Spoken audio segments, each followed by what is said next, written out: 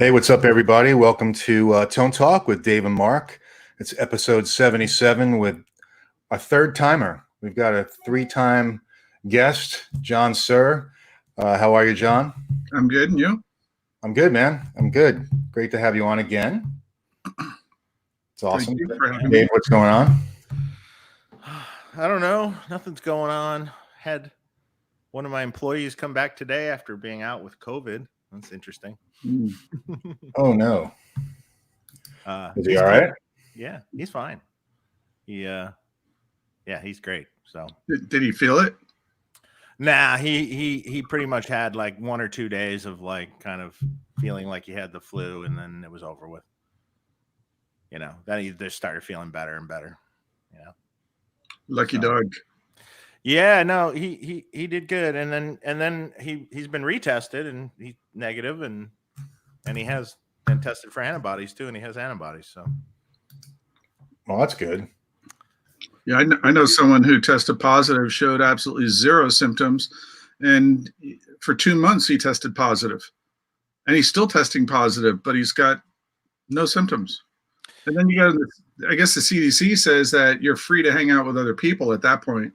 And I think they say that you'll test positive because the remnants or the dead cells are still there. You know. So. Yeah, that's what they say. So, evidently you can't, if you have no symptoms and you after being diagnosed after the 10 days or whatever they call it, as long as you don't have any ongoing symptoms, you're not contagious anymore. Yeah. So I don't know. Who knows? No one knows anything. I do know that it's kind of screwing up the supply chain, though. So, I mean, it's funny enough. Everybody says that sales are not hindered at all. So, I guess the people that buy our stuff are still in good shape and not losing their jobs, which is great. But right. But our supply chain, people don't realize that the supply chain changes, and unfortunately, there's other people in areas that are really affected, like. Somebody's in LA, which is obviously where you are, Dave. Do they shut everything down, or they tell people that they have to shut down? No, the only thing that's nothing's shut down except for hair salons, churches, restaurants for indoor dining. That's, school. Well, most schools in LA County aren't in session. They're in session online. So no, everything else is pretty well open. I mean, I don't know of anything else that's really closed. So wear a mask, wash your hands. Yep. We all do. It's not fun either in this heat. And try not to, go out that much for stupid reasons, Only essential things, like, the 6-pack of beer or the grocery store. Yeah. So do we have questions from the audience, or are we just going to? We have questions that people have already asked us that I have from Facebook. We also have some stuff that you mentioned earlier, John, that we can go through. So basically, everybody, the gist of the show is frequently asked questions that John and Dave typically get, and probably other people get in the industry. Or ask them. Right. So I guess a couple of frequently asked questions. Dave, when's the Twin Sister coming out? Jesus. The 1st. September 1st. It's already shipping. And in fact, people have already violated it and shipped amps to people. So, I saw that. The release date is the 1st. Apparently, you can't control everyone. I saw that already. I saw somebody on Facebook post there. I was like, unreal. It's fine. You know what? I come to realize that every time you set the release date, someone always jumps the gun by a week. If they get it in the door early, let's get this out. Boom, done. So, yeah. You can get mad at them, but they do it again anyway. What, the dealer's releasing it early? Yeah. I mean, technically, we have a release date for a product generally, and the dealers, even if they get it in stock, we start shipping within the month before the release date. So if the dealers are supposed to wait before they can ship it, but that somehow gets lost in translation a lot. So, So what is the twin sister? 2 Dirty Shirley amps in one box. So it's duplicate channels. Yeah. So it's fun. Yeah, I want to get my hand on one, I think. Yeah, it's fun. So we've got a question. Oh, is that my phone? Jeez. Question for Dave and John. This is from L. Scott Music. Does it bother you when big commercial companies copy, clone your stuff? And should we call them faux-teak? Big companies clone. Do you have an exact thing you're talking about? Because I'm not really sure. I can't really think of anything that's been cloned of mine. Okay. John, you? Oh, wait. There was one with you. Me? Diamond. Oh, yeah. That was a weird one. That was a weird one. That definitely pissed me off. What was this? I don't even think I'm aware of it. A long time ago. I mean, Diamond and I pretty much buried the hatchet. Now we're friends again. But there was a period when he wanted me to design an amplifier for him. He's an attorney, though. Maybe he's going to sue me for saying anything. He wanted me to design an amplifier for him, and I was misunderstanding, thinking that he was talking about a signature amp for him or what it was. But he was an attorney, and he played. But I'm like, I don't understand what you're talking about. And he said, no, I want you to design a whole amplifier for me so I can put my name on it and sell it. And I was like, yeah, I don't see the benefit there for me. So a period of time passed, and I got a call from my board manufacturer who said, hey, we got this circuit here, and somebody's asked us to lay out the PC board. And we said, sure, we could do that for you. But where would you like the parts? And they said, well, just use all the parts placement for the custom audio OD100. And I was like, what? And he goes, yeah, the guy gave us a schematic. It's pretty much your amp. And so it turned into a little bit of a shit show for a while. And Bradshaw was kind of taken by surprise too. He found boards in the shop that looked like OD100 boards, but they weren't. And I called him and I started screaming at him, and he goes, I know. He goes, I'm mad too.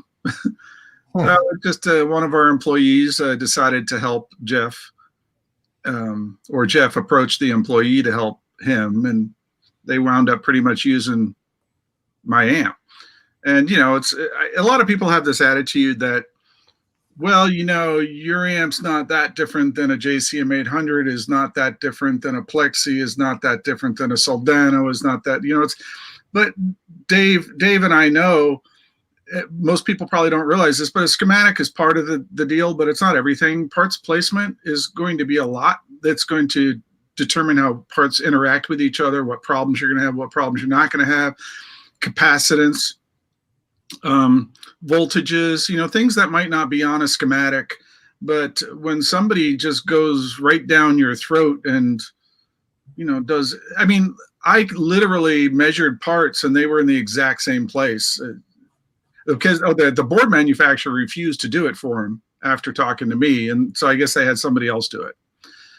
But, and Diamond had that attitude that, well, it's not that different than a Marshall, it's not that different than this. And it's, the circuit's one thing, but at least do your own board layout, because it's art. That's part of the art, and so you got to do some homework here and at least figure out why everything works together and where it needs to be. But the way I got shocked by it is I had a customer who said, he bought one because they gave him a killer deal, so he bought one. Are they still even in business with amps? I don't think so. And so he said, could you? He goes, they gave me this one real super cheap. Could you make it close to my OD100? And I was like, I'm real curious. I'll do it for free just to look at it. And I only had to change like 6 parts, and I didn't have to change locations of anything. I just had to pull out a part and put another one in. Mm-hmm. So it was, yeah, that kind of bugged me. The other thing I could think about is the reactive load thing. It's not like the most unique idea in the world, but it does seem like once I started doing it, the big companies piled in. Mm-hmm. The thing that kind of bugs me though is they don't do a real impedance curve, most of them.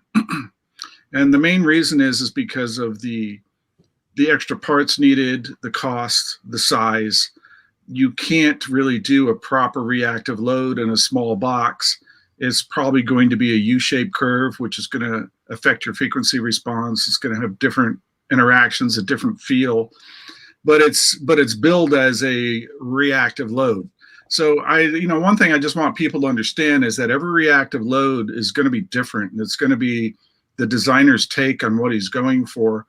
But there's the U-shaped curves kind of scare me because they give the amp a load that the amp is not used to seeing. And I've talked to Germino, I've talked to even Bruce Egnater, really didn't like some of these loads. He's like, oh, that scares me. Germino said no way. I think the guy from Wizard also says no way. So that kind of gives reactive loads a bad, I don't know, it gives them a bad name also. It's like, yeah. So. But anyway, are there particular loads that you're thinking about that are?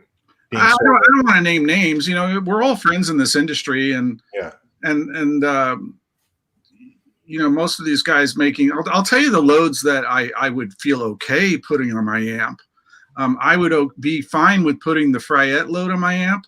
Mm-hmm. It's not the same as my load. It doesn't do the exact same thing, but it's safe. So I would feel fine with that. I'm sure Fractal did it correctly. I'm sure anything Randall Aiken does, but he doesn't make a reactive load, but he kind of wrote the book. He kind of wrote a paper on how to do it. Mm-hmm. He left out a lot of things that people need to know, but Randall knows what he's doing. He also was not comfortable with U-shape impedance curves on big wattage amps. So, and then some of the other ones are just basically a resistive load with just a little high frequency bump at the top. Yeah, well, they're still reactive, like the Palmer and stuff, so they're safe. I think the Palmer is fine. It just does the high part of the curve. Yeah, the UA too is a high part of the curve, and but some they all have this U-shape. It's funny. I look at myself. I'm going backwards in the screen, but they all have this U-shape curve. But some of them can look like this. And some of them can just be gradual. So the more gradual ones are obviously sticking down to the primary impedance. Let's say it's 8 ohms. They're sticking down at those lower frequencies, but some of them will shoot up to like 200 ohms. So, and that's everything like under 70 hertz, which is really kind of unloads your amp at that frequency. And it's, then I've seen the argument, well, an impedance curve on a speaker, if you go by the book, it can be extremely high too, and it comes back down and then it goes back up. But that's usually not in a cabinet. So people are saying, oh, well, this goes to 200 ohms, according to their spec sheet. And it's like, yeah, well, put it in a cabinet. It goes to about 60 ohms. It's got to have some damping there in the cabinet. Nobody runs a speaker sitting on the carpet. So, and that the bandwidth of that resonant peak, which is usually, let's say, around 70 to 100 hertz, that resonance of the speaker combined with the cabinet, that bandwidth is so narrow. So it's for a very short period of the frequency that it's sitting at 100 ohms or so, whereas these others will go way up there. So all that low end energy, which is really where I just think it's a little scary. You know, you got to consider flyback voltages, and to me, it's like little rats eating at the insulation on your transformer. You know, it might work fine for a year, it might work fine for 2 years, but in 3 years, that transformer might be toast. And also, some transformers like Marshalls are extremely, especially the newer Marshalls, and I'm sure Dave will agree, the newer Marshalls are like fragile. You look at them wrong, and they just blow. You know, you use a bad cable, and you'll pop a transformer. Yeah, the transformers aren't exactly the most robust things in the world, right? Yeah. But now, yeah, one guy replaced 3 of them to find out it was his own speaker cable that was causing the issue. It looked like a 2-year-old made it. Yeah, I mean, we never have output transformers issues. Yeah. The funny thing though, recently, and I still wonder what the heck this person's doing with it. Recently in Australia, we had 200-watt output transformer failures. And I honestly only know of one other output transformer failure, 100-watt ever. And what was he using for a load?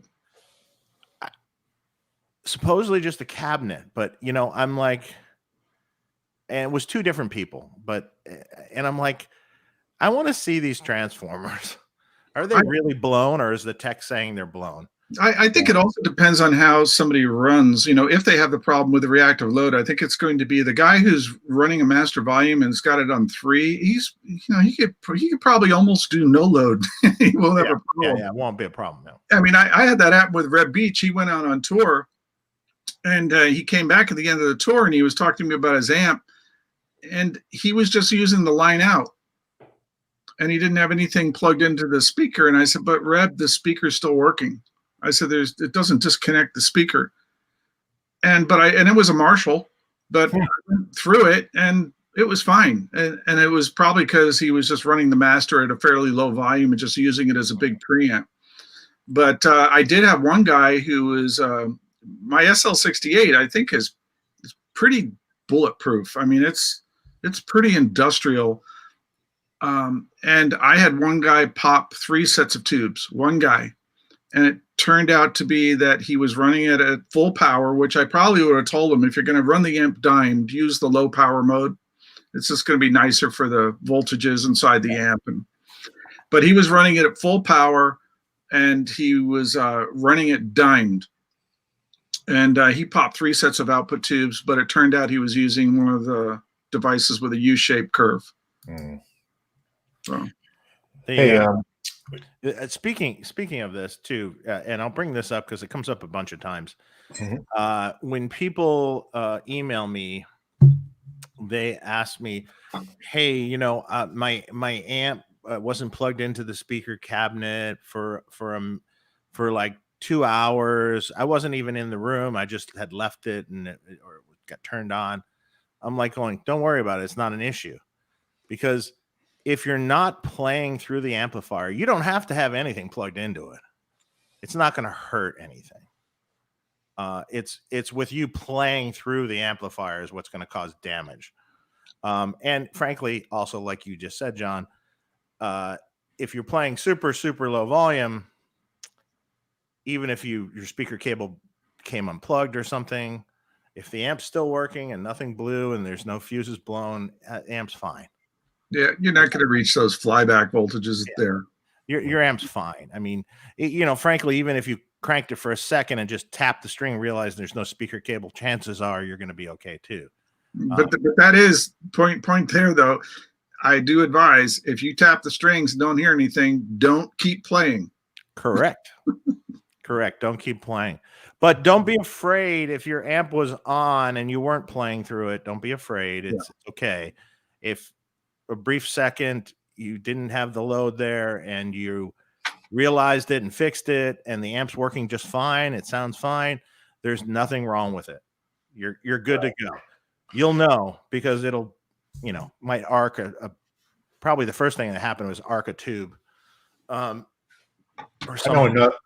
I know another one that pops up often is people ask, and then I have to get to some super chats. People ask, "Oh, I left my amp on all night." You know, even if it's plugged into a cabinet. You know, oh, I left it on all night. I forgot. It's going to be fine. It's Well, going to depends be, who built it. yeah, you know, it should be fine. It should be fine. Was it built by a company that actually does testing and CE and all that? Yeah, Right. True. Nothing should catch fire.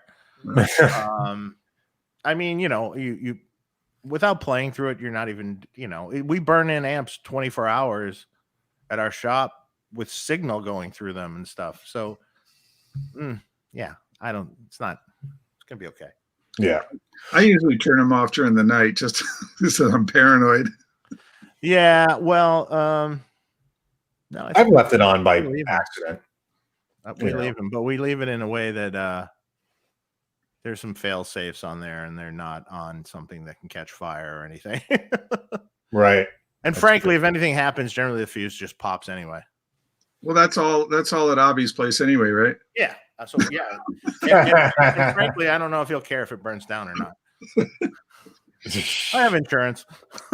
The only other thing I can think of, Mark, back to that guy's question is, you know, some people give me, you know, like, oh, well, now Ibanez is making a Suhr modern kind of thing, and Fender is definitely leaning towards a lot of our product. But funny enough, I think he's the VP product manager, is a dear old friend of mine who I used to live with in the same duplex when I worked with Bradshaw, and Joey Browsler.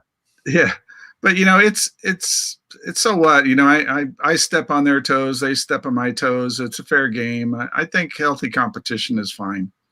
It's just sometimes you kind of come up with something that you think is a little special. It'd be nice if people would stay away from it for a little while, but right. Like, you know, I can't. I've never been about it. I don't think it's about the specific shape anyway. To me, it's more like the execution. So exactly. Cliff LeBlanc says, "Why does Suhr not have a P-bass variant in its product line?" Talk to me after January. That was also after the NAMM Show. Oh wait, no. But that was another question that we had in the which is more for Dave, which was, you know, why don't you make a bass amp? Yeah, 400 watt tube, all tube, like I get. Yeah, no. 8 6L6s in there. Yeah.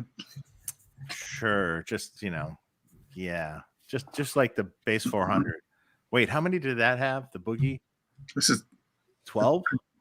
Was it? I think it was 12. Really? Yeah. Wow. Those things were like 100 pounds too. It was 12. I remember asking my tube supplier, "Can I have a match set of 12?" And he did it. The funny thing is, the funny thing, that amp loved if you put JJ 6L6s in it with JJ preamp tubes. For some reason, it just made that amp come alive, and it would sound amazing. I did that for Billy Howardell. He has one, and he's used it for years that way, and it really remarkably sounds great when after you do that. Tube bass amps are awesome, but you know, funny enough, I got John Button, who's playing with the Who, and he's got a P bass. Segue there. He uses a Badger with the Who. Yeah, for the grit stuff. Yeah, 18 watt. He uses 18 watts, and he just loves it for certain tunes because he just says it gives him that end whistle thing, and just uses his P bass with the Badger, and he's got that gain. Right. He was asking me to like I said, you could just reamp it. You know, it's just it's going to do a big thing if you need to. That's interesting. Peter Urban has a question. Thanks for the show. Question: some amp builders say the power tubes make the flavor of the sound. Morgan, others say the PT, the power transformer, doesn't matter as much. Please elaborate. Thanks. Stay safe, y'all. You want to go first, Dave, or me? Power tube. Well, I mean, the power tubes don't make the sound per se. They flavor the sound sometimes. like an EL34 and a 6L6 sound different, but not as different as you think. People have this idea that they're radically different, and honestly, I could retube two of my amps, one with say 5881 power tubes, one with EL34s, and if you had an amp switcher and you're going between the two amps and you dial them in slightly differently, you'd have a hard time figuring out which was which. Yes, there is some difference. Power transformer doesn't make a difference or not. Well, voltages make a difference for sure. Current makes a difference on the power transformer, how it reacts. The funny thing is, more so than any of these things mentioned, your speakers probably make the biggest difference. The kind of speakers, the brand, well, Celestion variant, pick one. They all sound radically different. Probably way more than tubes, way more than output transformers, way more than anything. I would say, though, in an amp, an output transformer makes a difference for sure, but not as big as the speakers still. Yeah, I don't think I would disagree with any of that. The tubes don't have a tone by themselves, but their impedances and the way they interact with the impedances of what the output transformer is being loaded with is going to change. I mean, people need to understand that whatever and this is the reason the reactive loads all sound different, is because whatever your secondary of your output transformer is being loaded with gets reflected back to the primary, and it changes the impedances on the primary. So how the tube reacts with the output transformer is going to be part of the tone, but the tube itself, yeah, I agree, not so much. It's like I see people talk about, poo-poo on the 6V6, and the 6V6 is a glorious sounding tube. I mean, it can be that magic world in between the reaction of a 6L6 with the output transformer compared to an EL34. I mean, because like when you listen to an EL34 versus a 6L6 in the same amp, you're definitely going to think that the EL34 has got more mids. It's got a little different bass to it. But again, that's the interaction with the circuit and the voltages and everything else going on. It's not like the tube has a tone. I mean, look at the Soldano. I mean, nobody would ever think that the Soldano was using 5881s back in the day. Mm-hmm. It just sounded like a Marshall. Yeah. But of course, Marshall used 5881s at certain points too, because I remember that dark time. And back in the old days too. The dark time when German EL34s ran out and you didn't really have an alternative because there weren't any other things. Yeah. Now the power transformer has impedances too, which can affect the stiffness of the amp and how much filtering you need. But yeah, I would definitely say that your speakers and your fingers are the two most important things. Exactly. Cool. We got a super chat from Viniscus Rosa. He forgot to put his question in the super chat, but it was typed to me from BV. Thanks, BV, by the way. So he says, John and David, what are the Variac specs needed to use with a cranked Marshall Plexi? There's millions of Variac models available, but no info about this. Well, you just need like a 5 amp Variac, roughly. Just the standard. The cool ones now, the little Chinese Variacs that are available now, they have the digital readout on them now instead of the old, the old little needle one.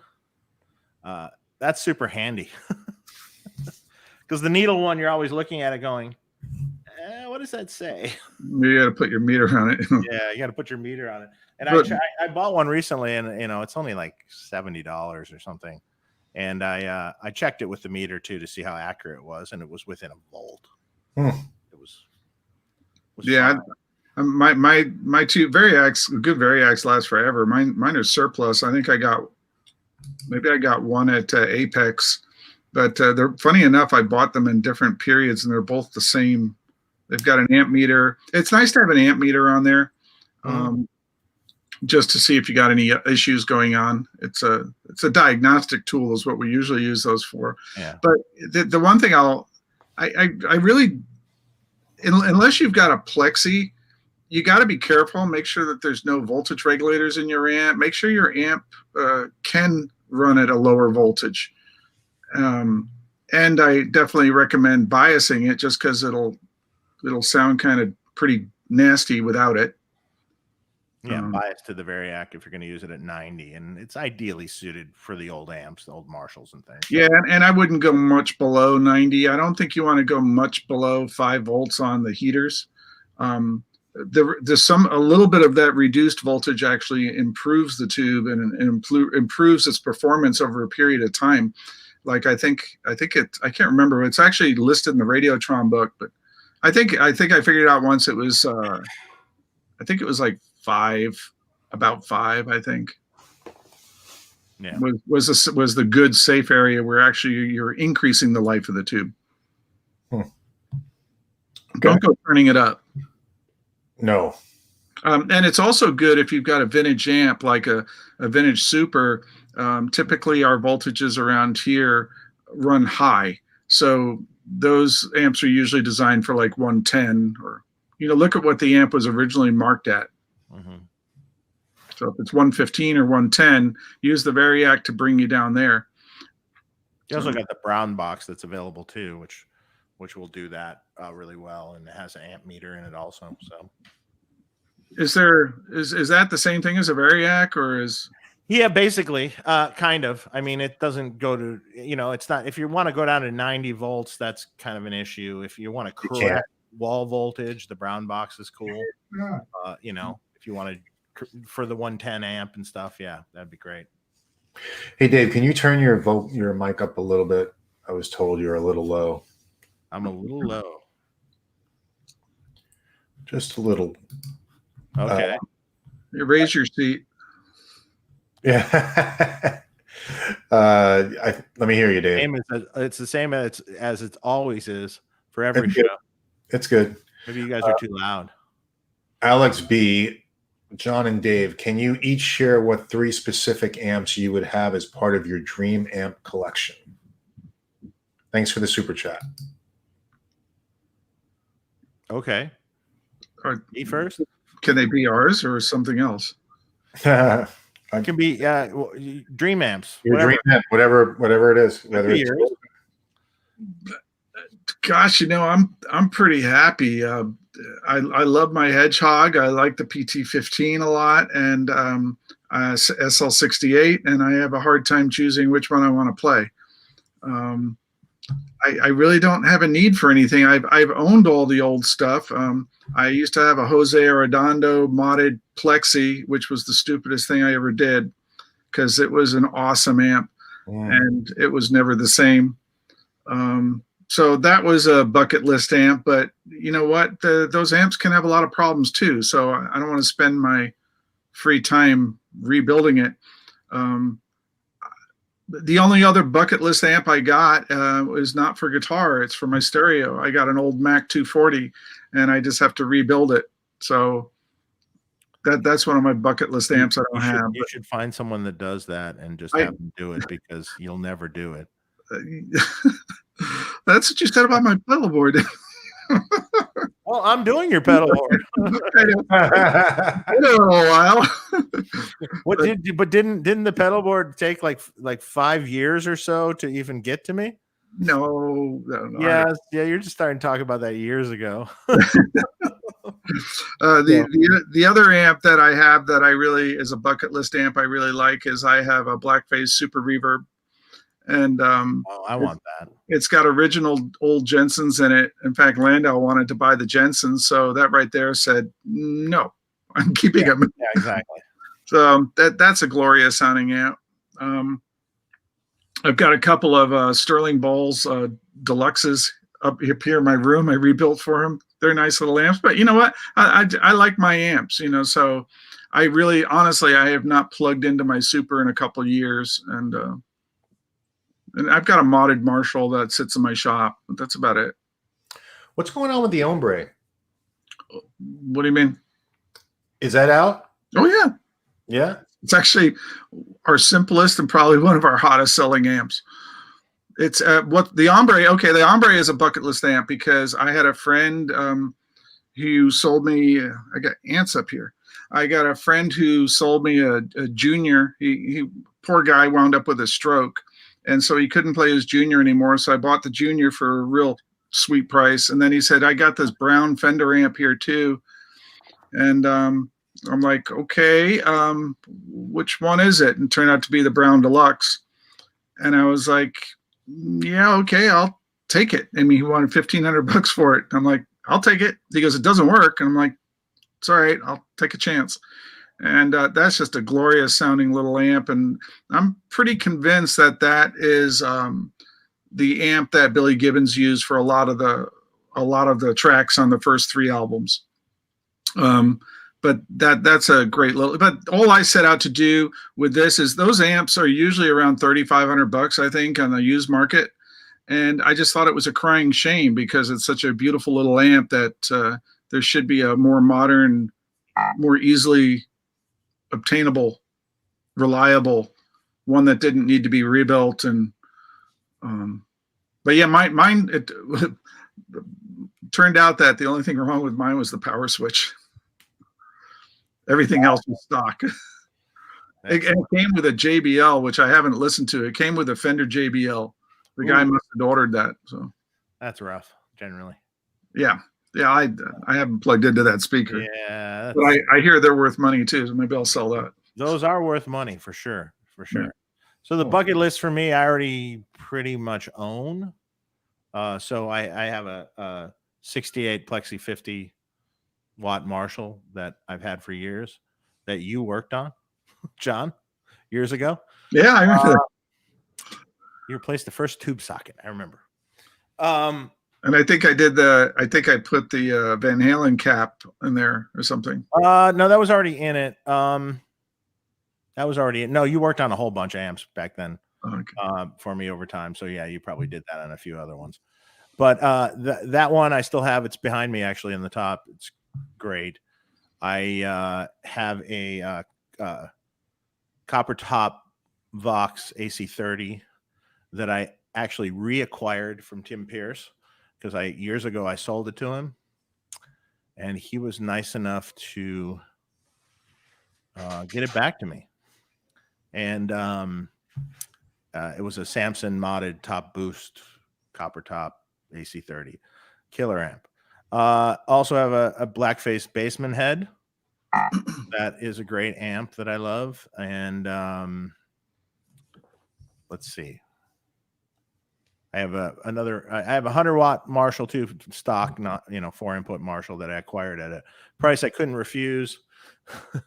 And a Jose Arredondo modded Marshall that sits behind me also that I recently acquired because, well, I couldn't pass up the price. And I have a high watt PA head, which now is a DR504 circuit. So it's the high watt. So I'm covered. I don't really. I would love to. I would like to have a super reverb, to be honest. I was gonna say you don't really have like anything Fenderish. No. Well, I know I have a Blackface Fender basement head. Oh, okay. Yeah. Right. But I would like the super reverb. I'd like a Coliseum, a Sun Coliseum, just because I heard Leslie West did Mississippi Queen with that. But I'm sure it had nothing to do with the amp. It was probably because the speakers were crying bloody murder and being pushed right out of the cabinet. Yeah. Yep. Yeah, and for me, I don't have vintage amps, but I've got Friedman's, I've got the Synergy stuff, which is awesome. I'm pretty well served with amps, although the Twin Sisters probably next for me. Hey, I got modelers. I don't need any other amps. There you go. I got my Kemper sitting right here. Sounds just the same. Yeah. We can go down that rabbit hole. Okay, we actually have a couple of super chats that I don't want to forget. Zach Garth, thank you for your super chat. Do new guitars need to be broken in, or will a guitar sound and feel the same in week 1 as it will in week 52? That's a real difficult one to prove.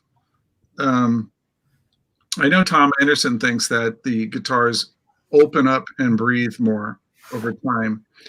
Um, I I had a patent applied for with a method to measure vibrations of wood, and I kind of it wasn't. I never got a patent because it wasn't unique enough.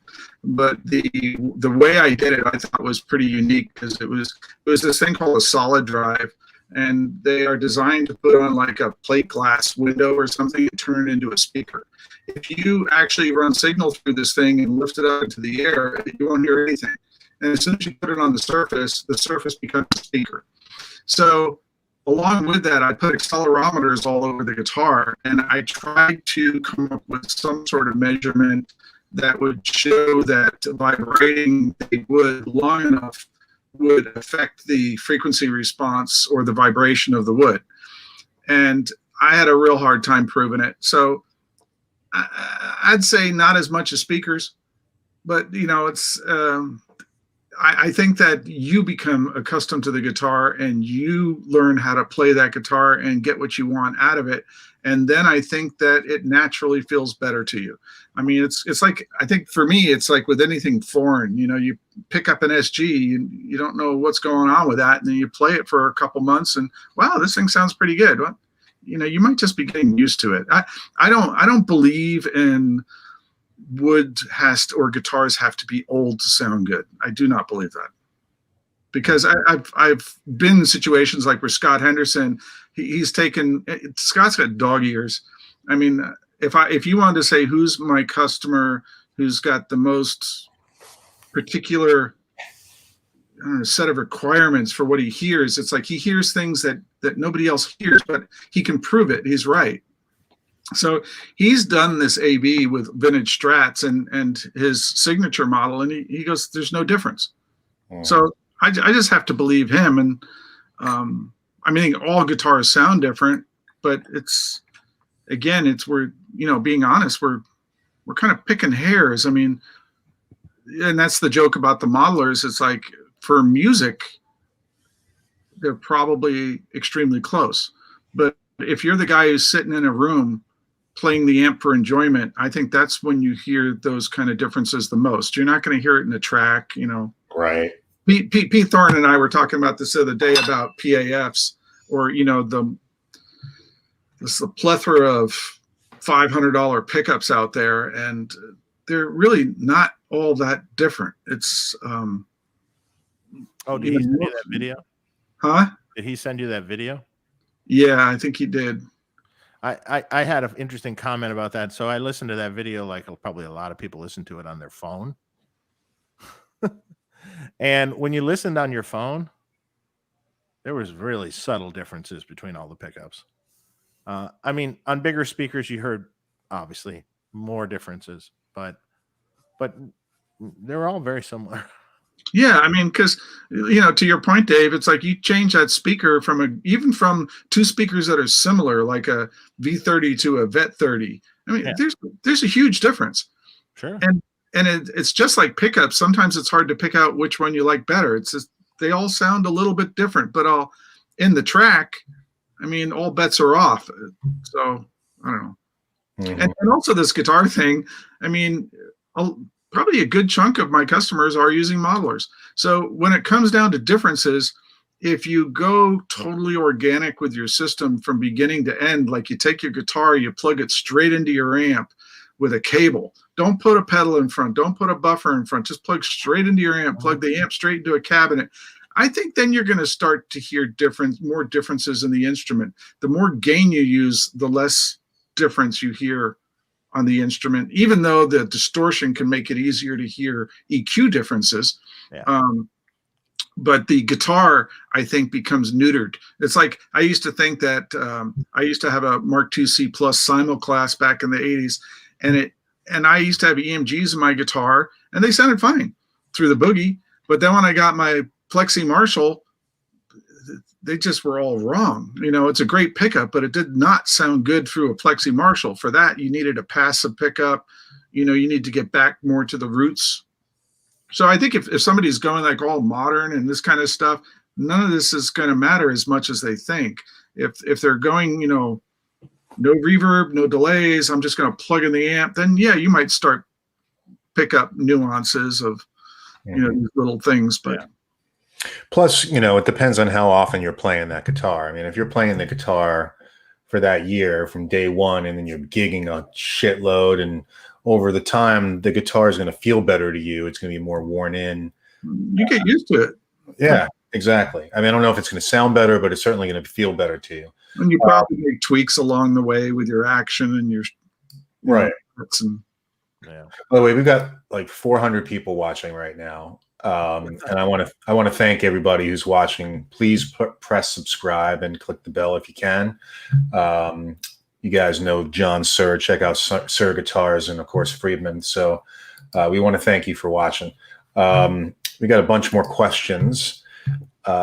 Here's one from Chris Cam, and we'll get to more of the frequently asked questions because I've got some more of those lined up. Chris Cam, how has COVID affected production and R&D for your companies? Has it in any way been helpful? With no NAMM, what factors go into releasing new products? Good questions. Thanks, Chris. Dave? Yeah. So, I mean, for us, I mean, we were closed for a little while. So that greatly affected production, obviously. So basically what we have now is we have a huge back order because we weren't making some stuff for a little while. It wasn't getting out. So we have all those orders, and then we have all the new orders stacked on top of that.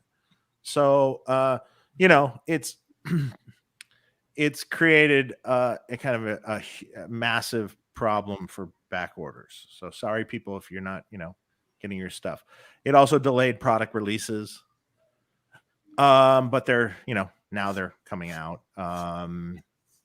And some of our suppliers were shut down too. So, like we had some transformer issues for a little bit, getting our transformers. That's all worked out now, kind of all back to normal. So yeah, as far as the NAMM show or not NAMM show, to be honest, the NAMM show isn't making or breaking us selling our products. It's like, dealers come, but most of the dealers, they come and buy products from you at the NAMM show because they're there. They see the new products. They just look at them, really. They don't play them. Maybe someone demos it for them, but they already kind of got a good grasp on what it is. And they okay, yeah, that looks great. I'll buy that. I think we can do a great job with releasing great product videos that showcase the product and, ship and send these product videos to the dealers saying, hey, this is what we have new coming out. And here's, an in-depth look at it. Probably almost better, to be honest. Because a NAMM is a huge expense, a massive expense. Does that pay off in sales? I don't think so. Mm-hmm. What about you, John? Well, did he say something about R&D? Yeah, he did. How did that affect R&D? I guess I should have answered that too. I mean, I think I've spent more time at home, so I've actually kind of, the funny thing is my R&D is kind of done on people asking me to do changes to products like Friedman products or mods to amps or things like that. And a lot of the R&D kind of gets done on that stuff. It's like, oh, I guess I could do that. And that would be cool. Well, that would be good in a product. Okay. That would be, you just learn new things while you're just experimenting and playing with stuff. So maybe I've done more of that now. For us, COVID's just horrible. I think the worst thing about COVID is one person dies and the next person is fine. It's just got everybody scared.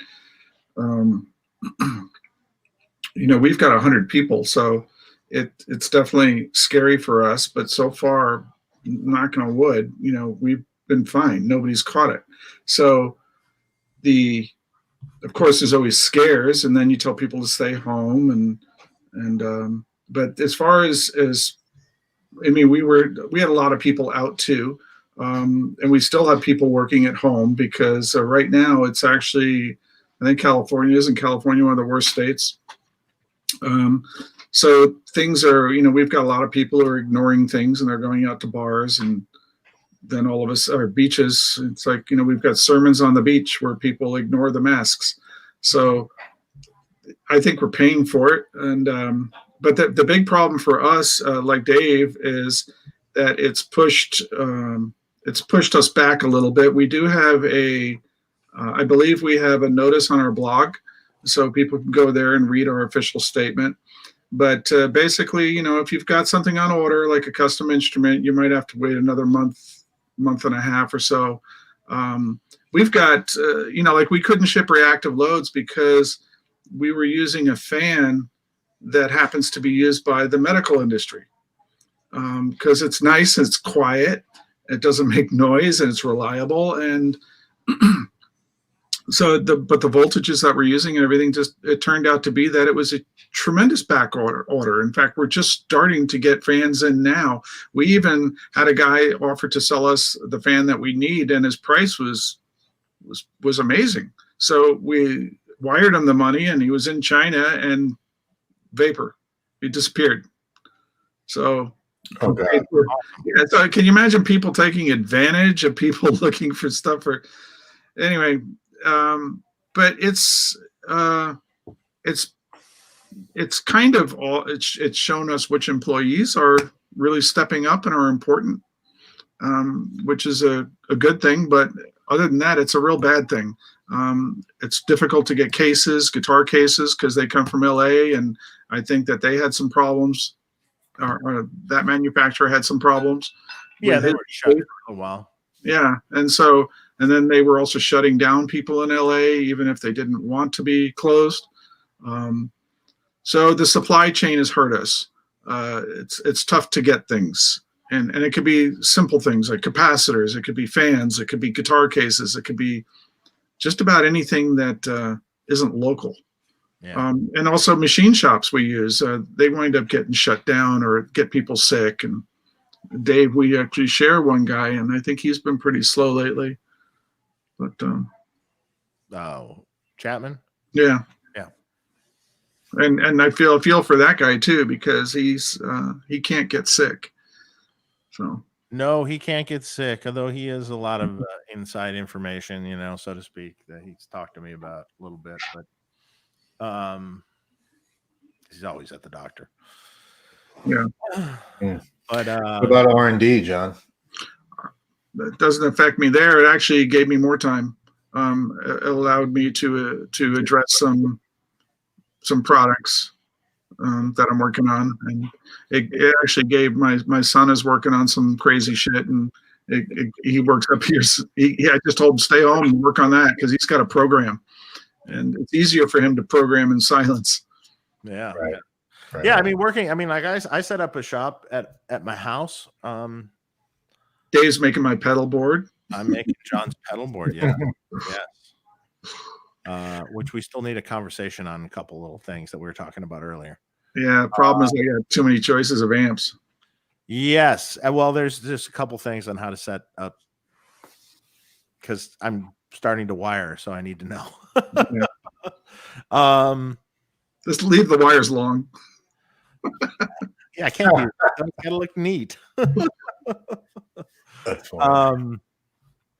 So yeah, so I mean, I set up a shop at home, so that's kind of nice. Actually, I kind of enjoy that. So I work on people's amplifiers at home a lot of the times. I don't have to go in my shop. I don't have to be around anyone but my family, and it's actually sort of relaxing. Until you got to fire it up. Well, they don't care. Oh, really?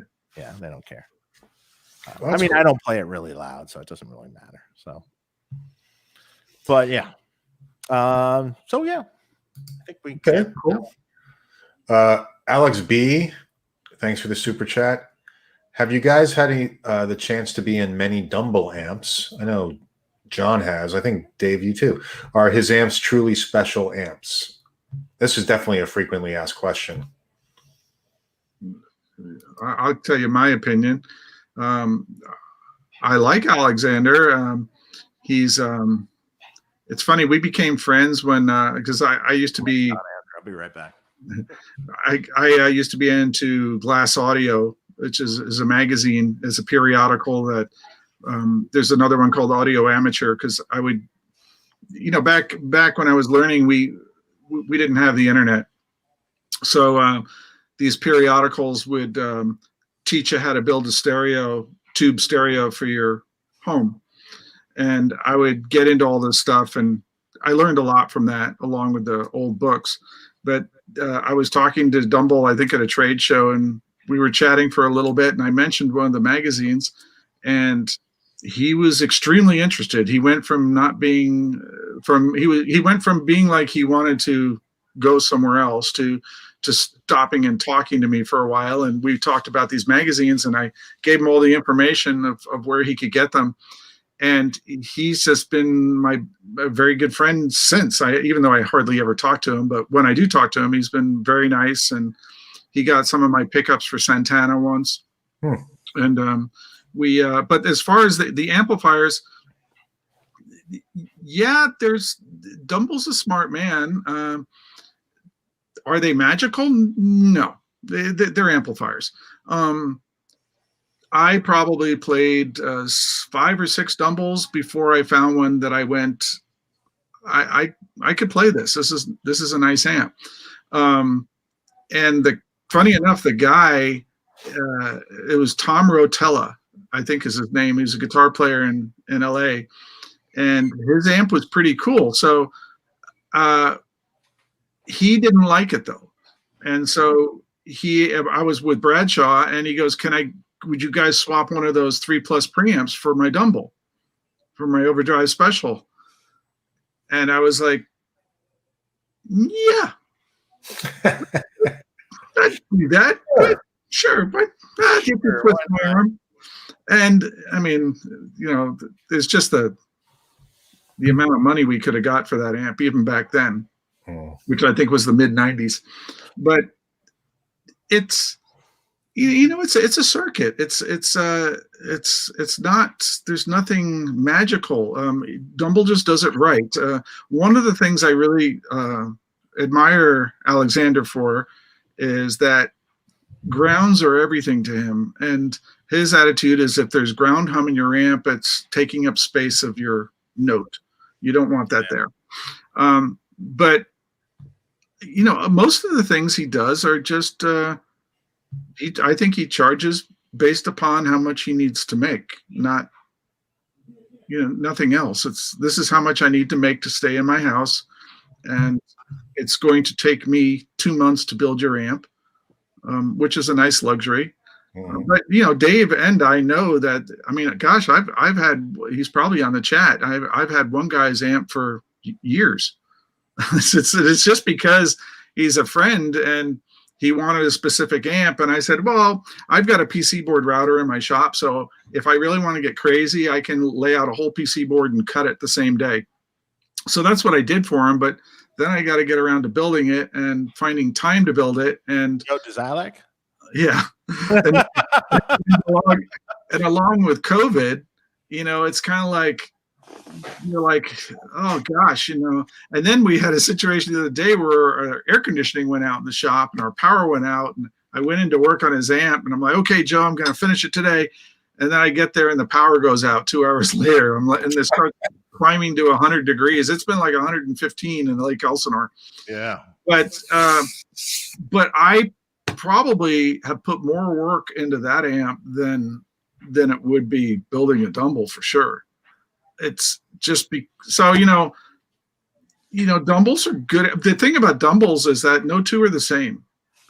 And it doesn't matter what we're talking about, the Ultraphonics mods or Overdrive Specials. They all share similarities, but Dumble left himself places to tweak things for different players. So what I don't like about the most Overdrive Specials is they usually only sound good with one guitar and one player. And because Dumble will sit there and listen to the way you play, and he'll tweak the controls, and he'll tweak his trimmers, and he'll make changes based upon what he hears you doing. Yeah. But so if you go out and, I mean, I just think a Dumble is a terrible amp to go out and just buy and think that, oh, I've got it. I've got the Dumble. No, you don't. The only way you've got a Dumble is if you go to Alexander and he happens to love you and he's willing to finish your shit and he takes an interest in you, then you've got a Dumble amp, because he's going to sit there and tweak it for you, and it's going to work with that guitar, with those pickups and that style of playing. But I think that a lot of times they only work in one area. At least that's my opinion on them. I probably played Lukather's. I hated Lukather's. Lukather's was one of the old ones. Maybe, but granted, I listened to it like in the early 90s. Maybe I'd like it now, but back then I didn't care for it. I think this Tom Rotella one is the only one that I thought was pretty cool, but I probably heard played through maybe 4 or 5 more modern overdrive specials, and I played through probably 5 or 6 ultraphonics and things like that. Best one I ever heard was Steve Ferris. He had a great one. And but he didn't always use it though, did he? No, he didn't always use it, but he was on the show and he talked about that. He goes, I sat for weeks with him, tweaking it. And to me, and when he played it sounded great, But again, it's the player. The thing is, we touched on that earlier. Speakers are a huge thing. Your fingers, your hands, how you sound as a guitar player is radically different than how the next guy sounds as a guitar player. So that amp being tweaked to your hands is a huge thing. It's everything. It's everything. So I mean, yeah. Because I've had people come in and try things that I know sound great, and literally you're staring at the amp. I've said this before. You're staring at the amp, looking at the guy, and going, "Did the amp break? Did it just break? Because it sounds not good. I mean, like awful. Like." And then later you find out, no, it was just how he touched this particular amp. It's how his hands, his touch, his thing. So this amp didn't work for him, obviously. Yeah, that's kind of like what the Hedgehog is. The Hedgehog's like a programmable blues master, but it's got things changed. So where I think that it feels better for me, the way I play, and I think it's more forgiving than a full-blown Dumble. But so yeah, it's definitely, it's everything with the player. I mean, I used to play boogies all the time. So when you play boogies and you have that big, V notch in your EQ is the only way to get rid of some of the mids. But even still with that, with a boogie, you really had to learn how to control the bass in your pick, because otherwise they were just too farty. So yeah. Mm-hmm. Interesting. We had another super chat from Jose Benito Martinez Jr. Thanks for the super chat. Question for Dave: will there be a twin sister pedal? It's a good idea. Well, there's a Dirty Shirley pedal. I'll be right back. I need to get something to kill some of these ants. Is there going to be? Yeah, that's a good question. Not currently. But it's actually a good idea, because you do have the possibility exists. You've got the BED Deluxe. Yeah, the possibility exists. We'll see. Yeah, you already have the enclosure. Yeah, I do.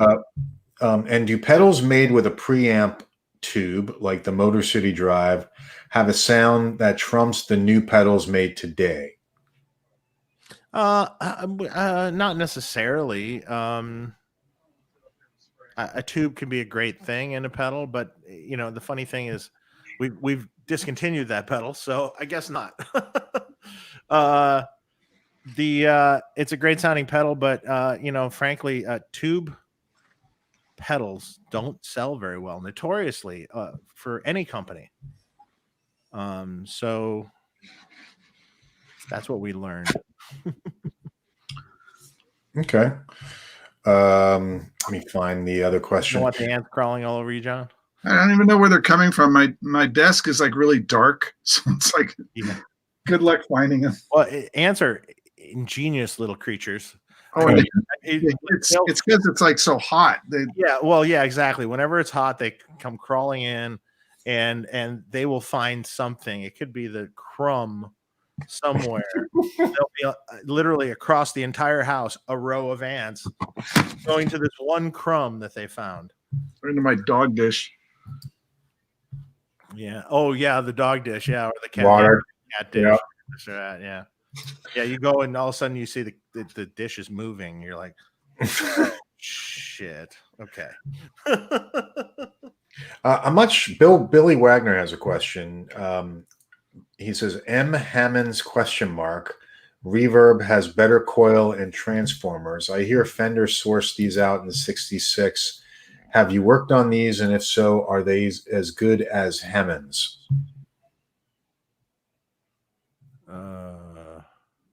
Wait.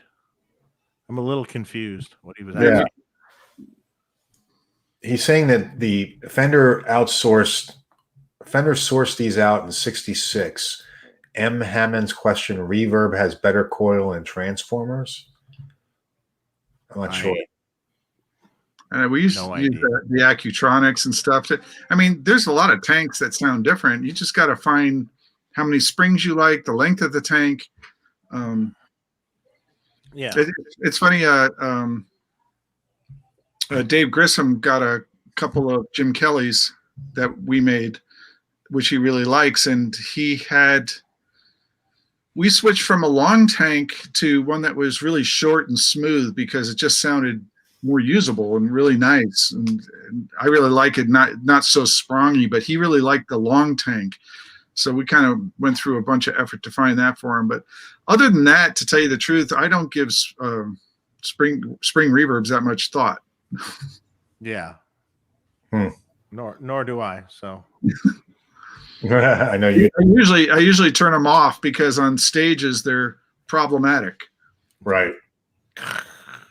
Definitely. yeah. Drummer hits the big drum and all of a sudden. James Maurer, thanks for the super chat. His was, John and Dave, what are your thoughts on Tung Sol EL34Bs and also their AX7s and what spot to use them? I have them in all slots of my amp.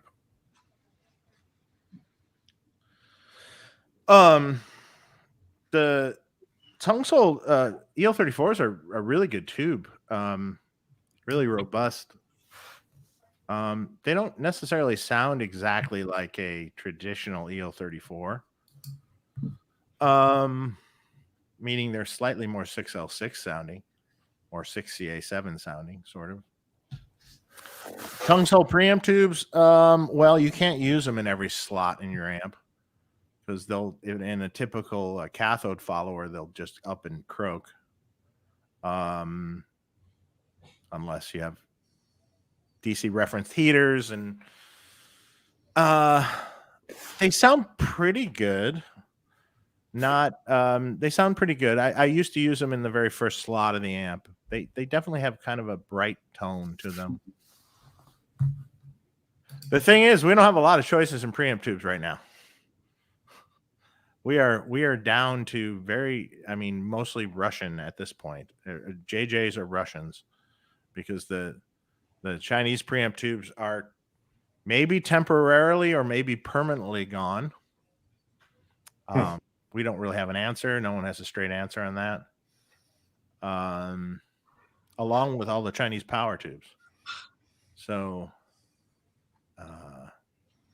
we have to find something else to use.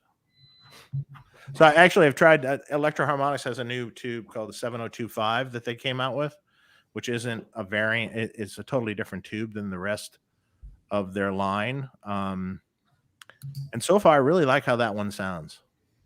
Sounds really good. Maybe just a touch. Actually, the Chinese tubes I was getting were not the highest gain tubes in the world in recent times. So these kind of fit right into the amount of gain that those had. So, and they're low microphonics. You can use them everywhere. Mm-hmm. It's a good tube. What about you, John? I try to just stick with what I've got. I mean, I'm not a tube chaser or a tube roller. Right now, most of what we've got is the Chinese tube and the EH for the power tubes. And we've used JJ in the past. We still use JJ preamp tubes in certain spots, only for like an effects loop or maybe a low gain amp in the first slot. But I tend to stick with what seems reliable as long as it's reliable and build the circuit around that. So I guess the thing that bugs me is when people start talking about NOS tubes, is I don't know what it's going to sound like. And more times than not, those guys wind up with failed output tubes because they've went out and bought an NOS set. But as far as I usually ask Dave, what's reliable these days? Yeah, that's how you got the EHs, right? Yeah, and the EHs are working nice. So, I won't. We buy a lot of tubes, but then we sit on them for a long time. So I think Dave goes through them quicker. So I might wind up with old stock for quite a while.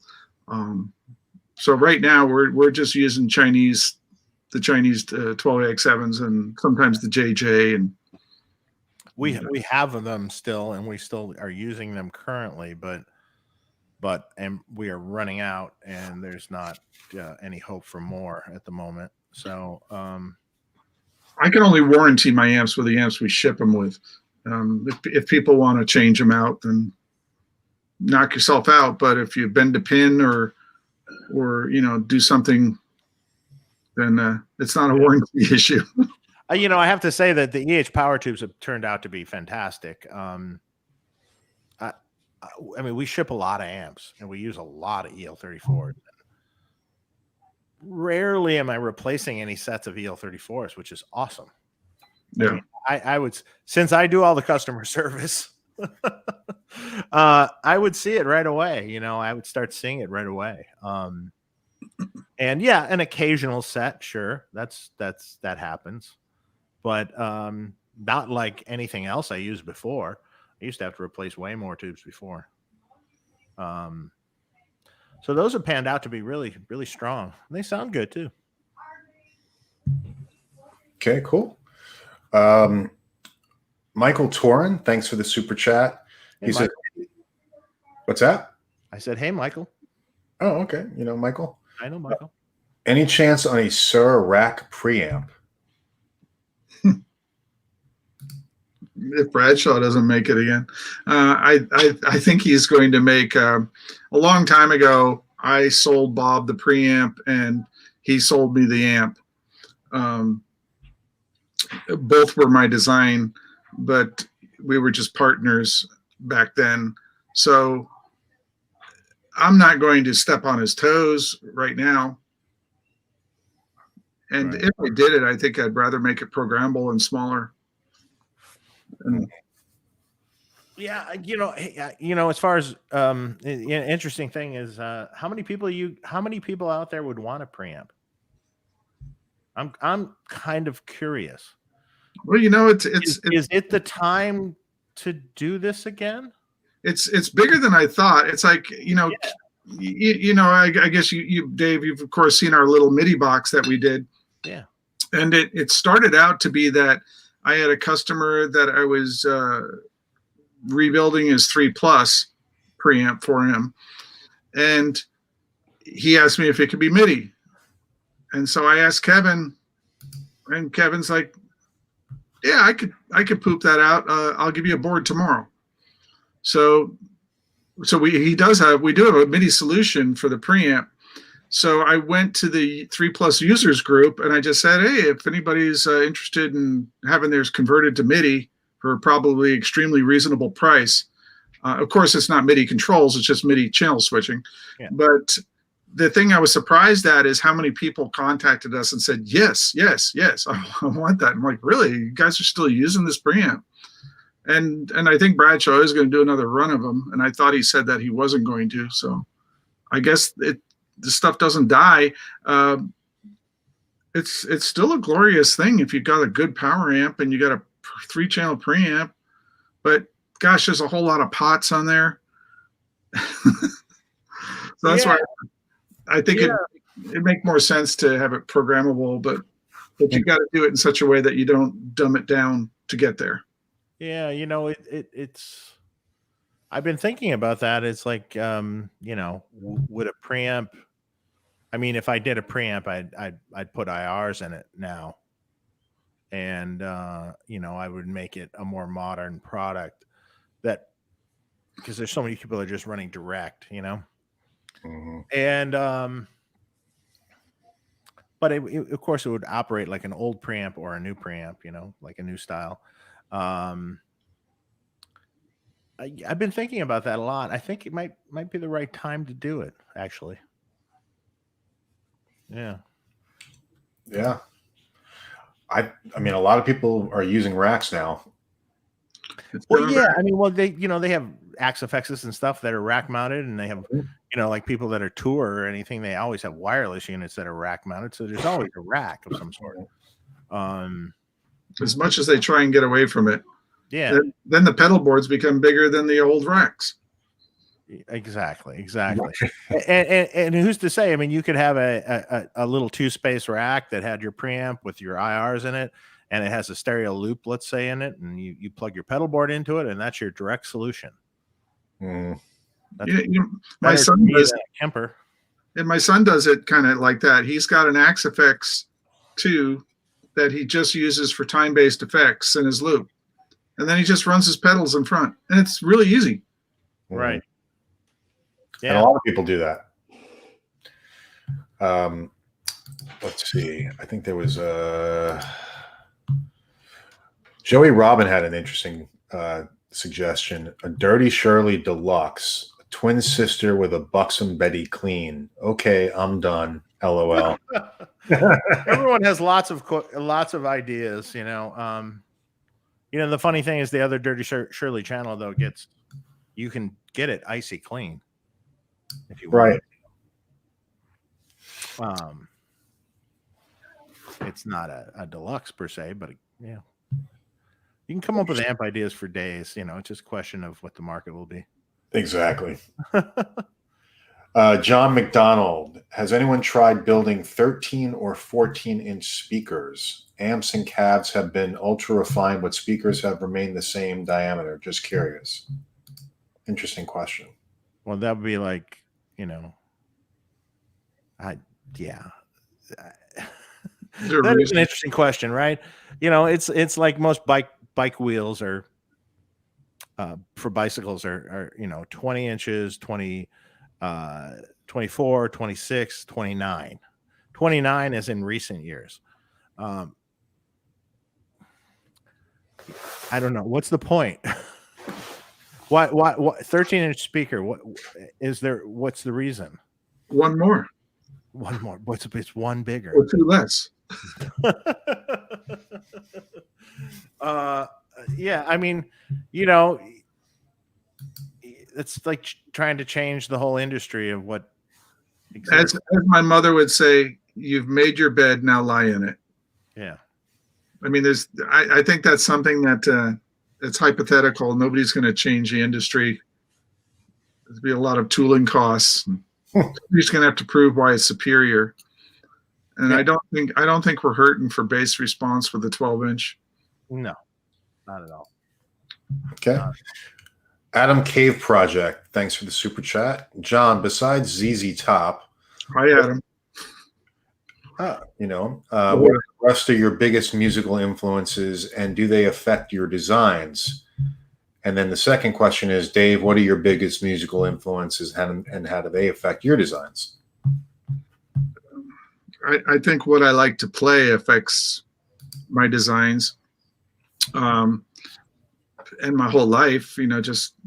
But I'm a huge Brian May fan. I never built myself a Brian May guitar, but my new signature kind of has a little bit of that vibe in there intentionally.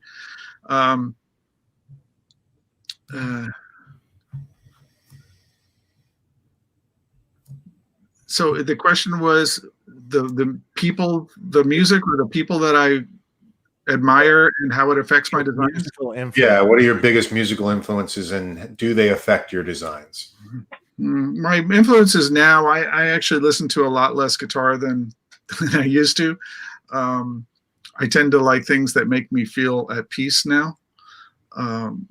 So that's not necessarily guitar orientated, but for my guitar listening, I would say I was an 80s, 70s and 80s child. So besides the typical things like Hendrix and Clapton and all that, back in the day, Leslie West was probably, Old Mountain was probably one of my favorite bands, and that probably is the reason I played juniors. Also, Billy Gibbons, especially everything up to Tres Hombres. I'm starting to appreciate some of the stuff that was more the drum machine era, but for most ZZ Top for me stops at Tres Hombres. You ever hear his solo record he did a few years ago? Yeah, it didn't quite band with the Unusual Suspects. yeah. Yeah, I don't know. His tone changed at one point, and funny enough, that to me was that was almost more important to me than what the guy was playing. Yeah. Is the two most important things for me are the guy's vibrato, his phrasing. Okay, three things: vibrato, phrasing, and like his amp tone. You know what it sounded like to me. And there's that magic place of, having all the right frequencies in the right places. And I do like high gain stuff too. So yeah, I'd say things like the modern, and the standard is my favorite guitar. But I really haven't, except for the Aura, I guess you could say that's a Billy Gibbons homage, but in reality, my favorite Billy Gibbons era, I don't think he was even using that guitar that much. Like Tres Hombres is probably my favorite, and I think most of that was Strat and Tellys, or maybe just Strat, and small amps. But I think that the customer affects more what I build than what I like, because I already have what I like. So I'm not a wheeler dealer. I tend to hang on to my instruments and amps. So. Okay. Dave, what about you? Influencers for me, oh my God. Landau too. How could I forget Landau, Lukather, Neil Sean? Landau would be a great influence. But I was a big so earlier artists, I was a huge Pete Townsend fan. I was a huge Jimmy Page fan. For sure, those two guys love that. There's Rolling Stones I love, but for a totally different thing. Not so much for the guitar playing, so to speak. But there was like this beautiful sloppy beautifulness to it, all of it. Then most of my teenage years were in the 80s. So then you would have obviously your Van Halen, big influence. All those guitar greats at that time were an influence. Your George Lynch's, your Warren DeMartini's, your Jakey Lee's, all Brad Gillis, Night Ranger, great guitar player. Mm-hmm. But do they influence your designs though, Dave? Absolutely, all of it influenced my designs. All those sounds, because they all had King's X, Ty Tabor, huge too. Where's your solid state amp? Huh? I said, where's your solid state amp? I don't yeah, right. All of that influenced my designs, but all of that kind of came from classic amps, so to speak. So Van Halen, comes from a vintage Plexi amp done a certain way. Yes. Variact and cranked and at various times loaded down and some different things. But all of the designs have roots in all these players, all the designs. Kind of because really, what else are you going to root your designs in?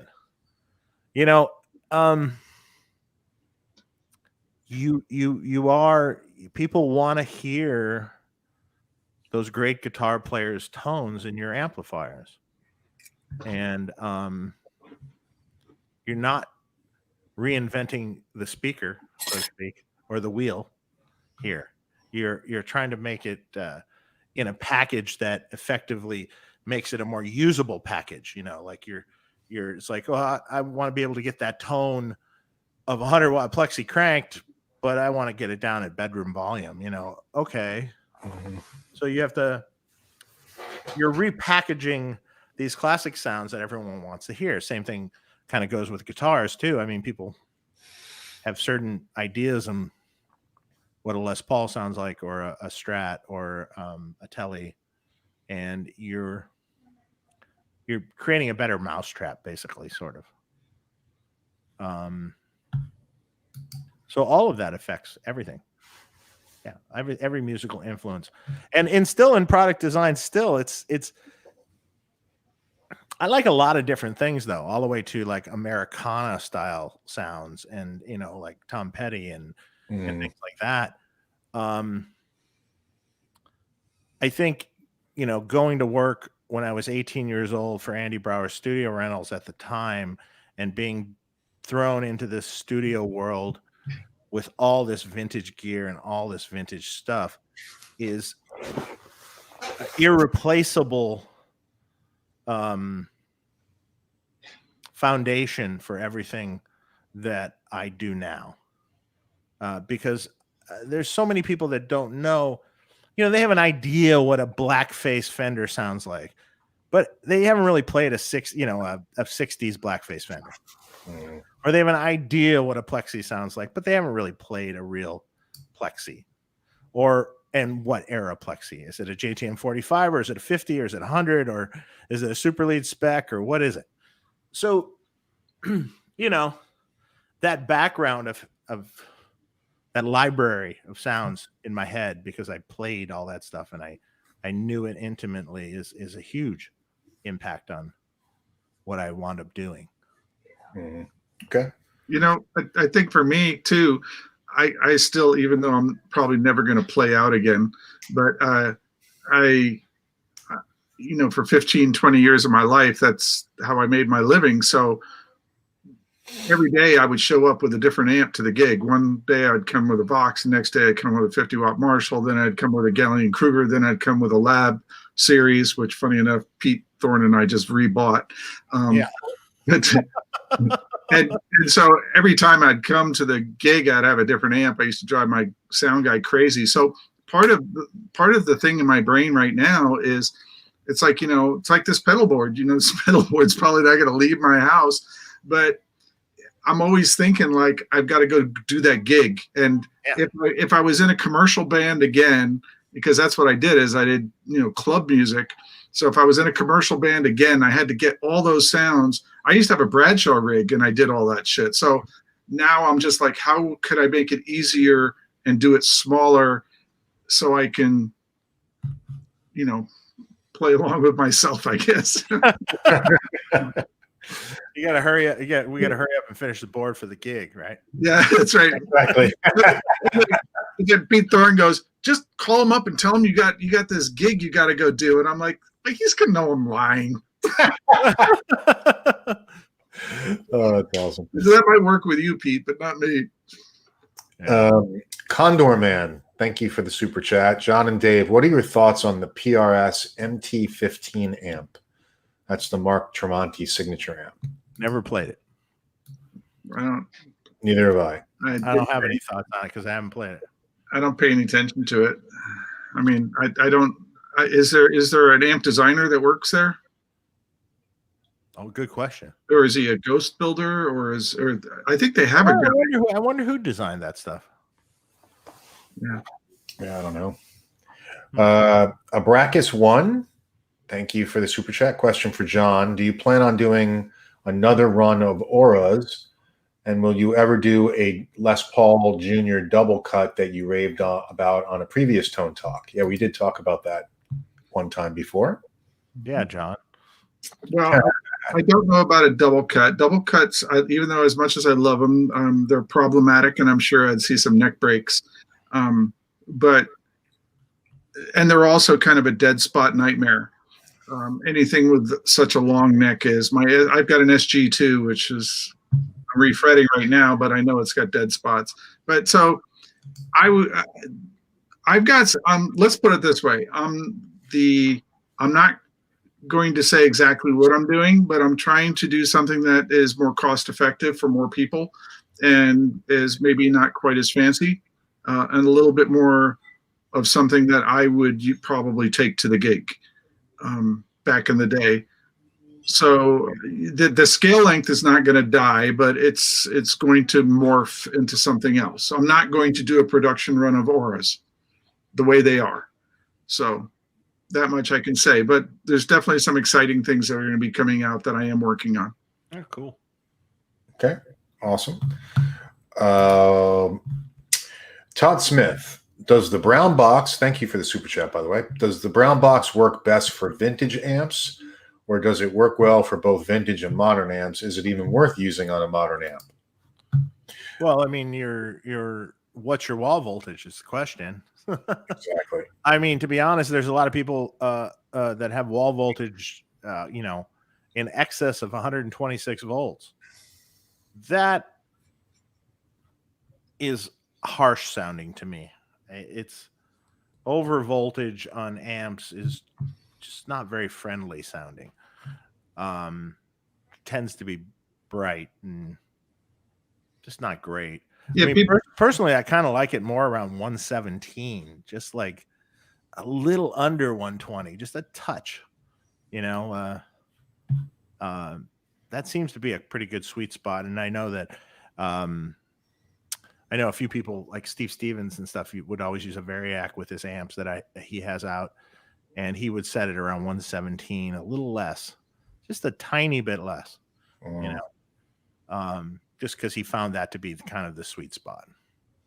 Yeah, people they have to remember that if you're increasing like 5 volts on your AC, it doesn't seem like that much, but that could easily be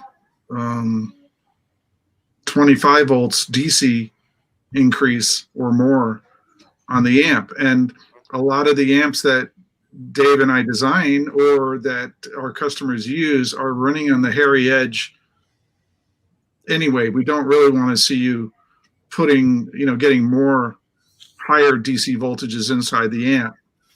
Yeah, like our 20 watt amps are kind of, the power sections are kind of based off 20 watt Marshalls, and the dissipation on the EL84 power tubes is kind of stupid. So if you have a 126 wall, it's like you're gonna just cook stuff. I mean, you're not going to hurt the amp, but I mean, it's it's bad for the tubes. The tubes are going to start red plating. It'd be better if it was a little bit less on that amp, maybe even 10 volts less. Yeah, for those guys, I just say, well, get a Variac and keep an eye on it. I mean, there's also voltage regulators, but I remember customers complaining that voltage regulators actually change their tone. Yeah, they do. So they absolutely do. I mean, I remember the old AR 115 or whatever it was called. Yeah. At that stage, when it was called that, it did change the tone. It was weird. You plug it in, you're like, why does it sound so much worse? Yeah, we had when I was at Bradshaw's, it was a guitar player for Bryan Adams. Was it Keith Scott?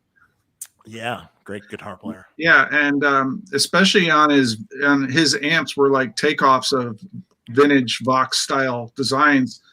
We put in one of those voltage regulators in his rig, and he called up screaming that everything changed. Yeah, and that's what it turned out to be. Right. So I don't know, if it was me and I thought I had a wall problem, I'd get a Variac and just keep an eye on it. I mean, it's just mainly because they're not that expensive. I think you can get a decent Variac for around $120 or something. yeah, I just get the 10. Well, I use the 10 amp ones just because I'm paranoid, but Yeah. Yeah, I But, mean yeah, the 5 amp ones with the voltage readout in the screen now, the digital voltage readout, that's like really great. So it's like what Mark has behind there. Mark has Yeah. a Variac, but now it has that doesn't have the digital readout, does it? No, it doesn't. Yeah.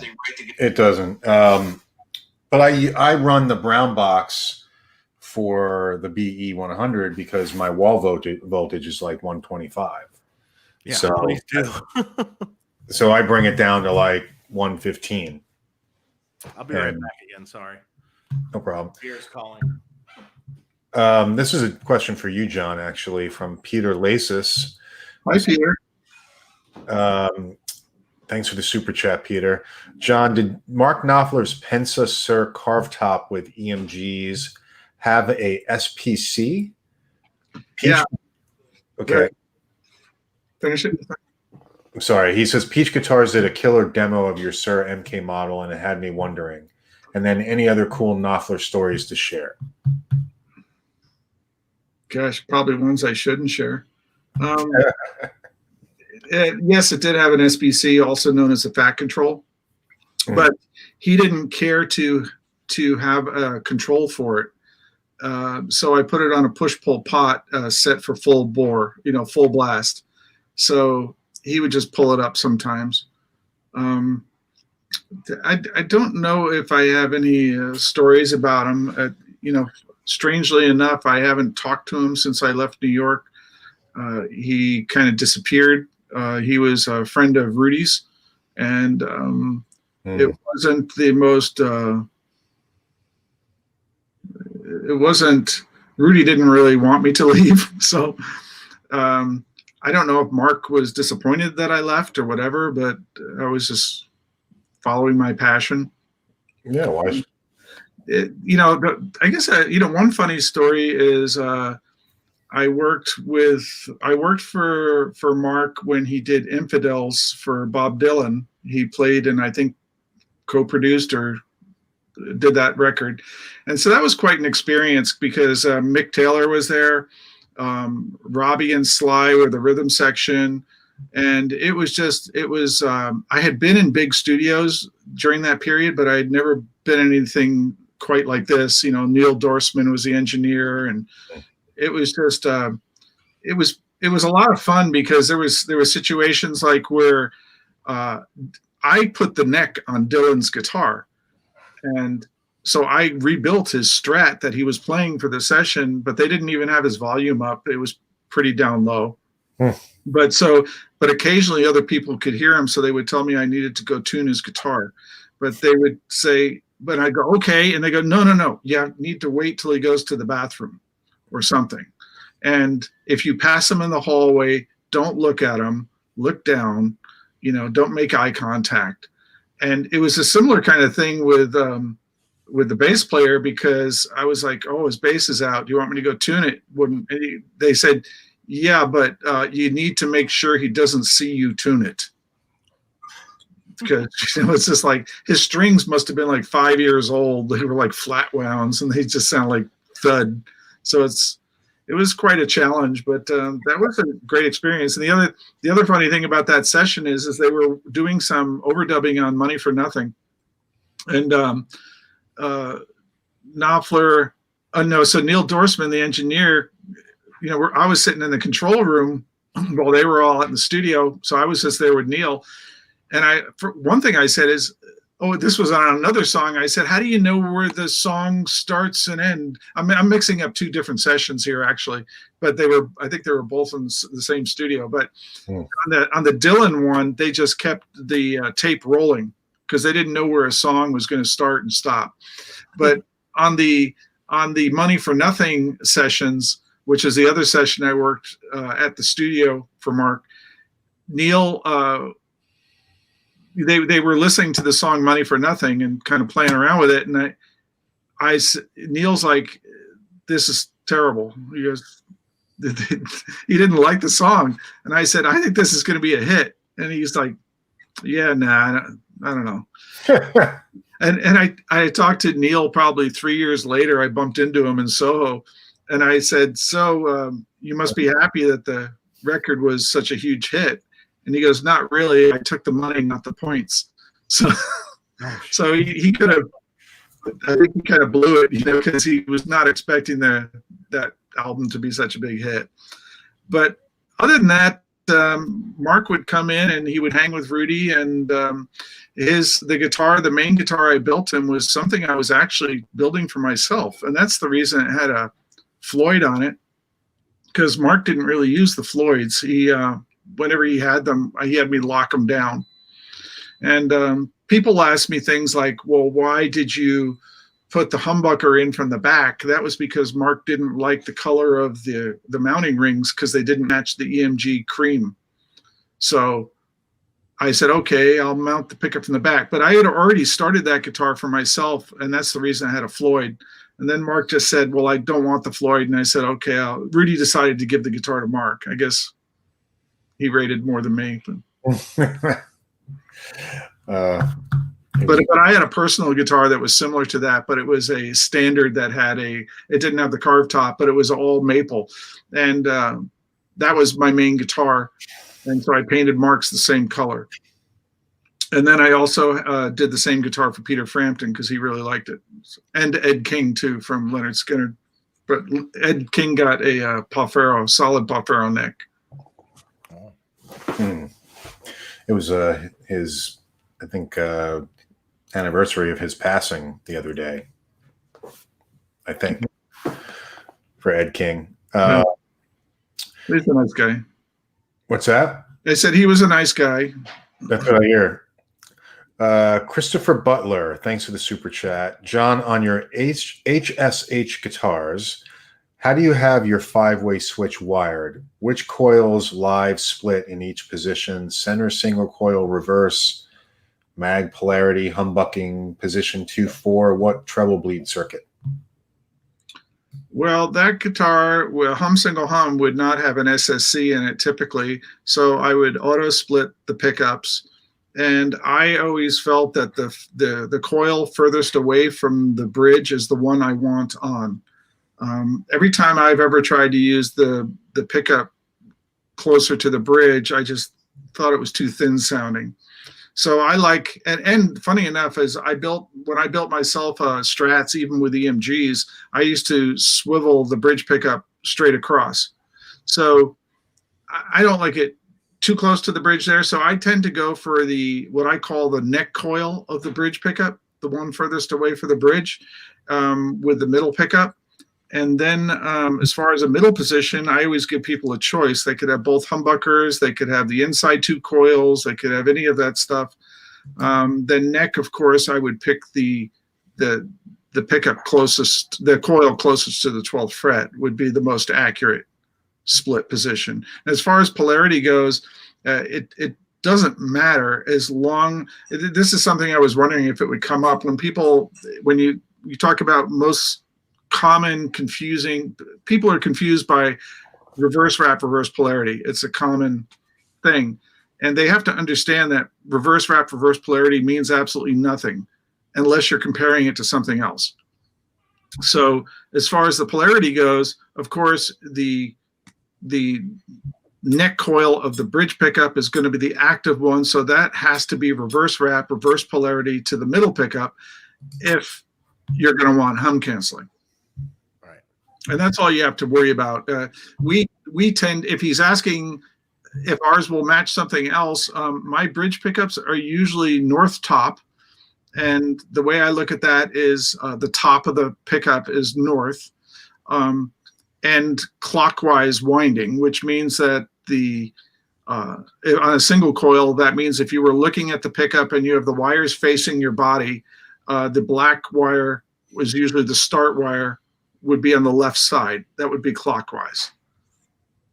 So if you've got those two things, like the pickup is clockwise north. If you want reverse wrap, reverse polarity, you need south counterclockwise. If only one of those two things are opposite, you're going to be out of phase. Mm-hmm. Gotcha. Okay. Peter Lasis, for the professional live musician, is the best way to leverage a Suhr or Friedman amp when stage volume is an issue and in-ears are likely in use, a Suhr reactive load or the Fryette power station? Are you going to the house? Is the best way to leverage a Suhr or Friedman amp when stage volume is an issue? I mean, the question is, are you allowed any stage volume? Right. If you don't,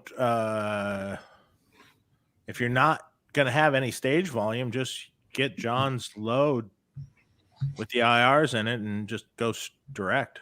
Call it a day. It's not great. You if could you have some stage volume, I mean, you can also use my reactive load along with your speaker. That if you've got another 8 ohm speaker and you use my reactive load, then if you run both in parallel on your speaker jacks, then you've got a 4 ohm load, and it will be effectively the same as running a half wattage amp. But the nice thing is that the tone doesn't change, whereas a half wattage amp it will. Yeah. So you could get 3 dB of SPL less, which is what you're going to get with comparing a 100 to a 50 watt. It's like having a speaker that you can't hear. You put it in a different room. So that is a real effective way to drop the volume. I think that if you're looking to play at mouse fart volume and you've got a big amp and it's got to be turned on, I think the power station is a good unit. Right. And like I said, it's the 100 watt one, the new one, is really particularly good. Cool. Yeah. And it does have but if you're gonna do IRs, I'm gonna have a different suggestion. I would say stick with ours. Yeah. Right. Brian Griffin, the Suhr Ace versus the Mic No Mo, mainly focused on sounds. P.S. I own both. Go. They're different though. They're both cabinet emulator. They're both analog cabinet emulators. Is the Mic No Mo yours, Dave? Yeah. Okay. They're both analog cabinet emulators. With the Suhr Ace, you have more control. There's more options. There's more options. I have kind of a fixed response, or with two options basically. 2 options, right? Straight and. I don't know. I mean, the same results, sort of, just slightly different tones. I mean, I think a lot of that too, whether the analog stuff works for someone, I think depends where you're going to use it too. I think that the analog stuff, and as it also applies to short IRs, live, it's all going to be pretty forgiving and work pretty well because you've got the room. Is those PA speakers blasting into that room is going to give you a great live sound. You're not going to care if you're not going to want a distance mic, for instance, and then go to a PA. Yeah, no, that's very true. I mean, even if this cabinet emulator box sounds really close, so to speak, if you're playing large rooms or even arenas, it kind of just goes out the window. It's just like Palmer would work. Yeah, well, exactly. It's the same idea, right? That's a passive cabinet emulator also. Yeah. And I've heard plenty of times that sound really good in big arenas with big, it gets lost in big arenas, Yeah, that is such a funny thing. It's like, there's I don't want to mention his name, maybe he'll get pissed, but I went to see someone that I really like, and he had a huge rig and he's got all this stuff going on and stereo and blah blah blah, and I couldn't hear it. It was like, this is something this is something I sort of tell people. I mean, he could have used 1 amp, instead he had 6. In building rigs over the years, I'll be right back. The subtleties of stuff that you're listening to, in an arena, you don't hear any of it. You don't even know you have an effect on. Yeah, it's You like know, you don't know you have anything on. The only thing they're going to hear in an arena is a really pronounced tremolo. I mean, really pronounced, like choppy tremolo, or a phaser. You're going to hear that. You're going to hear an octave.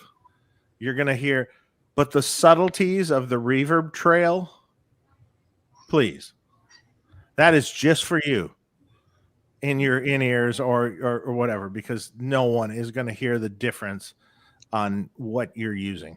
Or that $500 PAF. Yeah, no one's going to hear. No, nothing. Zero. Zip. Yeah, it's lost in the large. It's actually mostly it's for you. Even in a club, people aren't going to really know that you have this reverb versus that reverb. It could be almost any reverb. It's really just for you. You might know when you're listening, but you know, the subtleties are way lost. Way lost. So what else we got here? Oh, you know what? While we're here and Mark's gone, so other common things that I get asked. Oh, Mark's back. Well, go ahead. We got to stop talking about him.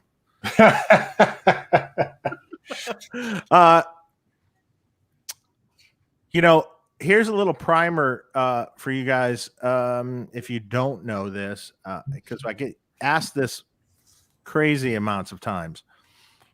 Impedance. Cabinet impedances. Plugging multiple cabinets into an amp. Okay, so here's the basic primer. Obviously, if you're plugging one cabinet into an amp, look at the amp, the cabinet, know what the impedance is, and set your amp accordingly to that impedance. Now, if for say you have two 16 ohm cabinets and you're going to both plug them into the amp, the load now that you need to set your amp for is 8 ohms.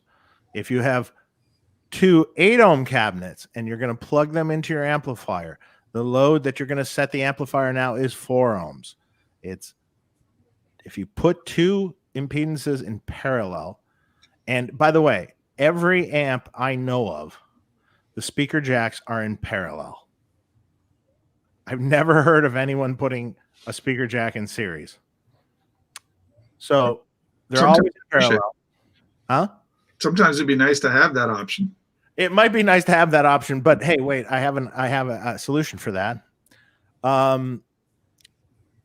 So if you put two things in parallel, two impedances in parallel, it halves the impedance.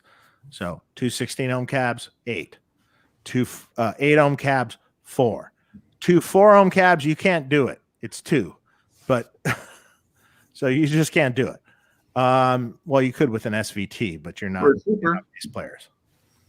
Now, if you have multiple different impedances, this is where it gets more complicated. So if you have a 16 ohm cab and an 8 ohm cab, what do I set my impedance to? You want to answer that, John? I'm sorry, what was that? I see you're not even listening. It's like zoning out. So, a 16 and an 8? 16 and an 8 cab. Well, you'd set it for 8. I'm 8 sorry, you set it for lower. You'd probably set it for what, 4? Probably 4 because it's probably less than 8, so it's closer to 4. Yeah. So whatever. So you know, if you had an well, 16 and 8 is the thing that seems to come up the most. So you'd set your amp for 4, and you'd be safe. So it just this discussion comes up all the time. So I just wanted to put it out there just so people have it as a reference. Yeah, no, that's a common question for sure. Yeah. I want to go through the super chats because we've got a lot that we still have to, and we only, we're approaching the 2-hour mark. John, I just bought an SSV after listening to all your sexy talk about magnet properties on a previous Tone Talk. Now I've got SSVs and 2 guitars and a set of V60s in my Strat. Nice work on those pickups. That was from Eric Miller. Thanks, Eric. Thank you. Matt Lipschitz. This may be a basic question, but how important are body tone woods? Now that is a common question that gets asked a lot. It's all the same, right? No, no, but I do think that the neck matters more than the body. But unless you do something extreme, do they matter? Yeah, they matter. It's like, I can't stand it when people say that wood doesn't matter. It really does matter. Does it matter to you? That's a different story. I'm the kind of guy that's OCD, and I used to take home a different pickup every night and put it in my guitar just before rehearsal.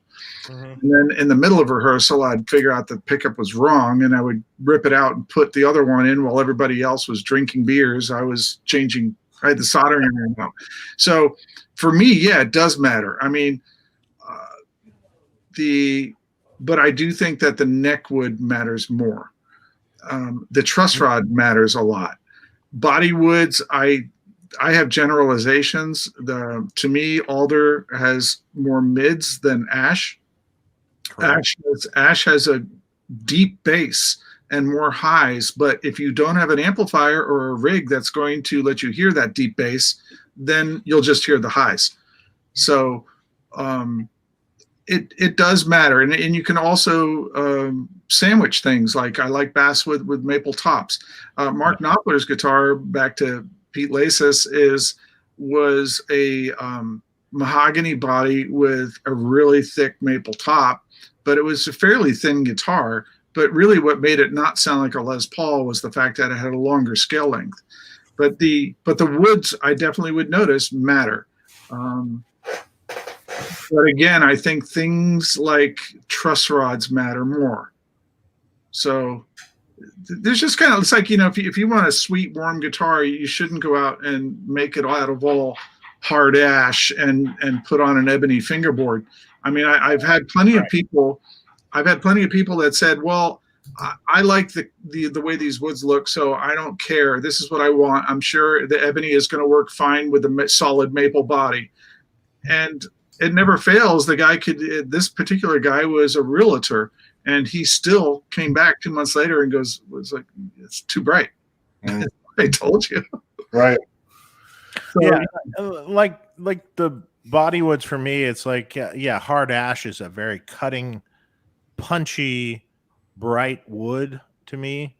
Can be great for certain things. Alder is a very kind of I call it, I think it's my favorite wood because it's sort of middle of the road. It can't go wrong. You can't kind of go wrong with it. It's not too much highs, not too much lows. It's kind of nice and even, and it's got good mids to it, but it's kind of punchy, but not like swamp ash or something is more scoop sounding to me with bigger bass, bigger highs, like you say. And I agree the maple top with a basswood body works great. Basswood has a whole sound, even if you have a whole body of all solid basswood. That's interesting. Yeah. But it depends also, are you playing single coils? Are you playing humbuckers? Like solid basswood guitars with a humbucker sounds pretty cool for a rock tone. Single coils, I'm not really a fan with single coils. Personally, I still like alder is one of my favorite woods. So I like the extremes. I mean, Leo kind of got it right. He would usually do ash with maple, and I think maple necks are also another misconception where I don't find maple to be all that bright. It's rounder.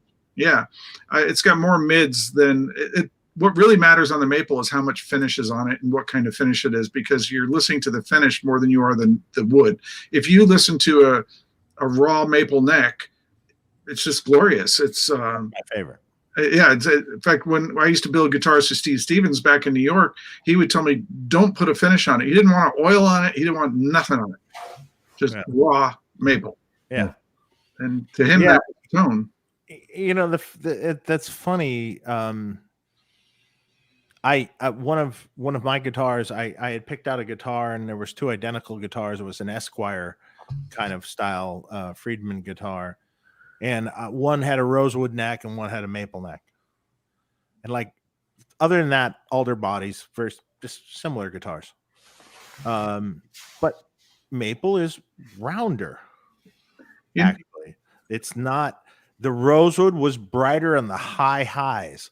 Yeah, like, it was like more present. Like if on an amp, a presence knob on an amp, it's like more presence. Brazilian. Yeah, it's more presence. It's not darker. To me, the maple sounded cooler because it was rounder, not brighter. You know, when you make these choices on guitars, people like to focus on one or two things. Like, what does this pickup sound like? What does this bridge sound like? What does this body sound like? What does this neck sound like? And again, I will say this point is that the type of truss rod in the neck is everything to me. But you can't look at any of these things in isolation. You actually, I don't like to give anybody advice on woods on guitar until I know what his whole rig is. You know, I want to know what speakers you're using, what cabinets you're using, what amp you're using. Of course, I do get thrown when they say I'm using an Axifex or a Kemper. Then I'm like, oh, okay, I don't know what to say. But you know, all that stuff, it's like cooking. They're all spices, you know. So you can get away with an ebony fingerboard if you've got a basswood body and you're a legato player who uses a lot of high gain. That's an Alan Holdsworth guitar. You know, that's a great setup if you play like that and you play that kind of music.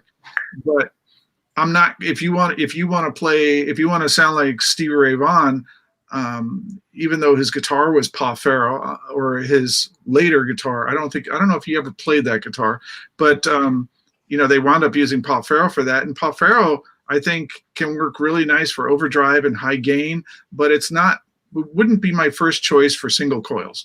If the guitar was going to be predominantly humbuckers and shred, but I needed some single coil tones, fine, that'll work great. But if you want to sound like Stevie Ray Vaughan on a good day, or a Landau thing, I would not say to put on an ebony fingerboard and use an ash body. It's just not going to get you there very easily. Right. Okay, let's move through these if we can. Patrick Carroll, hey Dave, big fan of Tone Talk. Curious if you could share what you modded. What you modded El Jefe's Aaron Albeita's amp from NOFX. Do you recall what criteria he wanted? Oh, his amp is just one of my early Marsha amps. So the beginning of doing Friedman, basically. I don't think it's anything specific. I think it's just kind of my BE channel, and it was one of the early amps. So, okay. We've got a super chat from Stuart Rose. Did I mention the person? Patrick Carroll, yeah. Stuart Rose, Dave and John, what are your thoughts on the Marshall 2061, the 20-watt EL84 lead and bass? Has it influenced your lower wattage British voiced amps in any way? I don't know shit about it. So yeah. I guess it hasn't influenced me. the original 20. Oh, the original 20 watt? Yeah, the original 20 watts. So that I love those amps. Those are cool. The power section of most of my 20-watt amps comes from that. The tubes are pushed beyond what they're really supposed to do, like particularly way beyond what they're supposed to do. And surprisingly, the JJ EL84s kind of handle it, so to speak. Now, I've had people come up to me and say, you know, these tubes red plate. I'm like going, well, wait a minute. Are the tubes getting cherry red, or are they running away red plating? There's a difference. The tubes get a little bit red with used for long periods of time, and that on those amps. That's normal. If a tube is crackling and shitting and, you know, running away, and basically the amp will fail then. it's not okay. You know, the tubes are not okay. But yeah, the way that power section is run is really abusive on the tubes. But it really sounds good. So Yeah, I don't have that many problems. I mean, we use it that way, and surprisingly, there's not that many problems. You know, I don't use anything based on that amp, but like the Badger doesn't really. I don't think it has very much to do with that amp. But the funny story I have about that amp is, David Grissom is he's kind of a customer, but before I knew him better, I heard one of his songs called "Belly of the Beast," and you can look it up on YouTube. And it is such an amazing sounding tune. His guitar playing is just phenomenal that I had to Facebook message him and ask him what it was. And he said it was a 20-watt PA head, Marshall PA head, and his Strat. And that's all it was. And he did it in one take. I'm like, but it sounds different than everything else he does. If you listen to this Belly of the Beast, it's unbelievable. I've worked on a few other crazy little 20-watt amps too, like Sound City 20-watt amp that they made, the little tiny thing.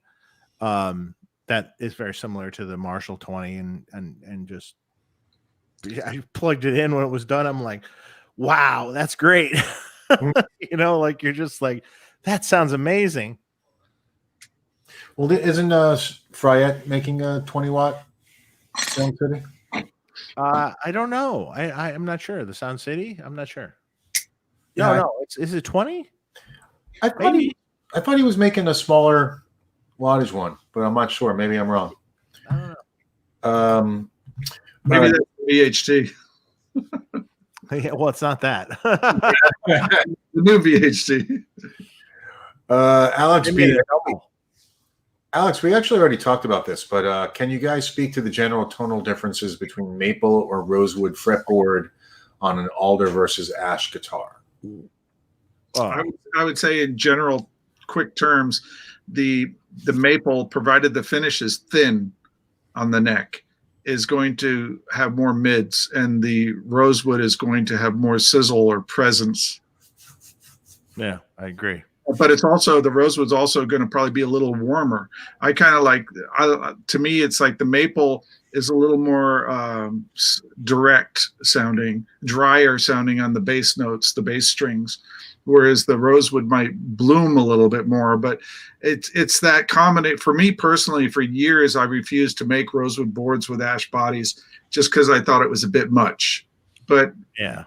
There's plenty of people who love it. I think it's as long as you know what you're getting. Like if you know you're getting ebony on that maple body, just know what it's going to do. Mm-hmm. Purposeful Porpoise. Hey guys, how do you know if a speaker cable is faulty? I bent mine recently behind my amp. Should I get a new one? Is there a way to measure them to test them? Replace it. Just replace it. Get a new cable. Or put a new end on it. Yeah, I mean, you can test it with a cable tester, so to speak, kind of, maybe, but that might not tell you the whole story. If you're going to test it, make sure you move it around a lot, and that's another thing too. It's like not with guitar cable, speaker cables, but I'm sure Dave has run into this, and a lot of people out there who are making your own cables. And if you're using things like Mogami that has the electrostatic shield on it, make sure you peel that inner black jacket off. If that touches your tip, you've got like a resistance to ground. It's just going to make your whole rig sound poop. Dull. Unless you're using EMGs, then it's going to sound fine because it's yeah, exactly. The other thing that comes up all the time in emails is so I'm having a buzz with my amp. Okay. Here's the first thing to do. Strip it down to just the speaker cable into the cabinet, nothing in the loop, nothing even in the input jack. Okay. Turn the amp on, turn it on the overdrive channel, if the buzz has magically disappeared now, it's not your amp. It's something external. So if you plug a guitar into your amplifier then, and you go, oh, I'm getting buzz. Turn your guitar volume off. Do you not get the buzz now? Okay. This is EMF. This is the room you're in. This is your pickups picking up the EMF from the room you're in. This can vary from place to place, house to house, studio to studio. If you're too close to your amplifier, your guitar is gonna buzz and hum or squeal if you're cranking your amp. Let's say you're cranking your plexi into John Suhr's load. Stay the hell away from the amp, because if you get close to it, it's gonna squeal. If you're close to the load and the amp, it's gonna squeal like a mother. You need to back away a little bit. If you have buzz, here's another thing. Never use a one spot wall wart for anything, because they have a buzz in them. They're a horrible wall wart, not their big power supplies. Their big pedal board power supplies are great. They work really well, but the wall wart is horrible. If you have a one spot, throw it away. Just throw it away.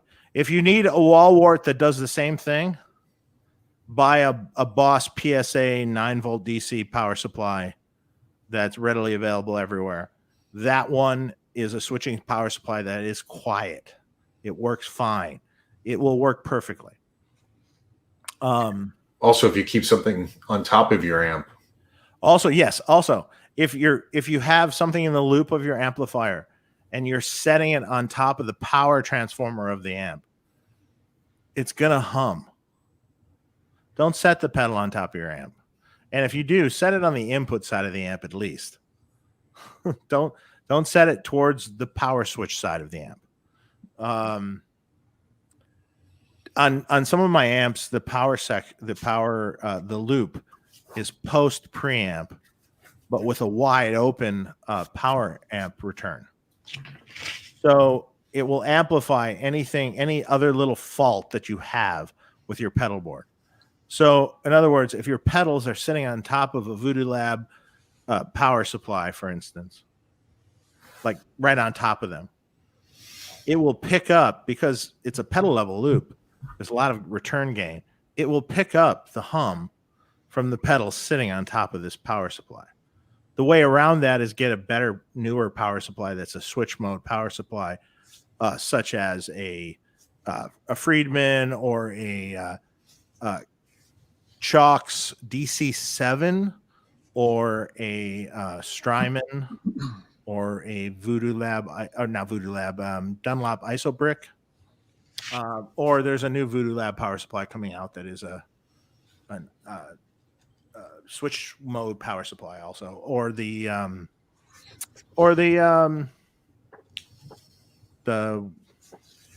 sorry,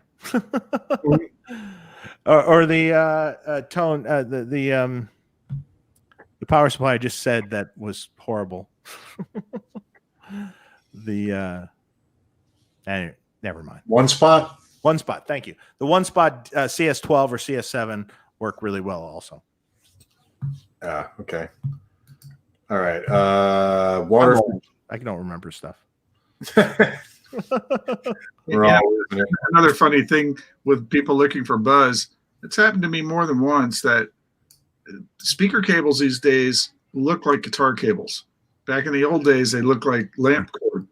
Now they look like guitar cables. I've had more than one customer, including pros, accidentally use speaker cables for their guitar cable. That will buzz also, people. Yeah, so be careful. Yeah. Yeah, that could be a problem. Waterford Giant, thanks for the super chat. Going to buy a Friedman amp mini combo, deciding which one, not any to play in Phoenix stores. Can I email questions for recommendations? Yeah, sure. Email me at friedmanamps@gmail.com. You'll get me. Cool. James Maurer, Dave and John, how hard is it to wire in a MIDI controller into an existing amp without it? What are the challenges of putting MIDI into your own amps? I would have to say to do what? If you're just doing channel switching, we've got a new box that you don't need to worry about that. You just buy the box for $99, I think it is. It'll switch however you want with controllers. It'll actually even do tap tempos and all kinds of things, but it's not worth it to install MIDI into an amp for switching because there's so many other ways to get there. If you're talking about MIDI programmability, that's a major deal, and that's that is a lot of work. Like, you cannot retrofit an amp to be MIDI programmable. No, absolutely not. But putting switching in it is doable. In fact, like I said before, we've got my son is kind of just working on a little project where he's going to offer for people that have 3+ preamps to turn them into MIDI switching. So that way he can, you can do your boost and your 3 channels with that. That's we're actually, I think he's actually trying to make that. If you control the holes in your chassis, you can put it in. And solder a little bit. 2 wires to solder as well. 3 wires solder. This question is for you, John, from Jay. Thanks for the super chat. Hi, John. Can you expand on what you meant by the truss rod being important to the sound of a guitar? Great show. Thanks. It's, most of what we learn in this business, we learn just because things happen and you take notice. And I went through a very frustrating period back in the 80s where I was using somebody to make necks for me. And they happened to use a truss rod that was a dual action truss rod. And it had 2 pieces of metal in it. And so it was basically a folded rod. And so I kind of went nuts building. Prior to this, I was using old Schecter parts. When Schecter went out of business, we bought all their inventory of necks. And the necks were never finished, so they didn't have frets in them, and the back shapes were very rough. And those guitars that I built with those necks were beautiful. That's, it's a lot of guitars I made with those necks. They were mostly 21 fret. On Framptons, I actually added the 22nd fret by replacing the rosewood on the end of the board. You couldn't tell, but so because he just said I wanted 22, and I said okay, I'll make it work. But after that period, when Tom Anderson, then we started using Tom Anderson to cut our raw necks and bodies, and then I would go ahead and fret them and shape them and paint them. Then after that, Tom decided that he was going to do his own guitar thing, and he wasn't going to sell parts anymore. So I looked for somebody else, and I found a company who's still out there. I don't want to name them because they're a good company, and they make great stuff, and not everything they do is this truss rod. But this one particular truss rod was folded, and it was dual acting, and I couldn't figure out why the next 5 guitars, or maybe it was 4 guitars I made, just not guitars I would want to own. The strings sounded old when they were brand new. And the only thing that had changed on these was the necks. And the necks had an oil finish on them from the manufacturer. So the next batch, I just kind of got superstitious. Maybe I'm waterlogging the neck or something. So I decided to get the next batch without oil on the necks. That didn't matter. They still sounded like the strings were dead, brand new.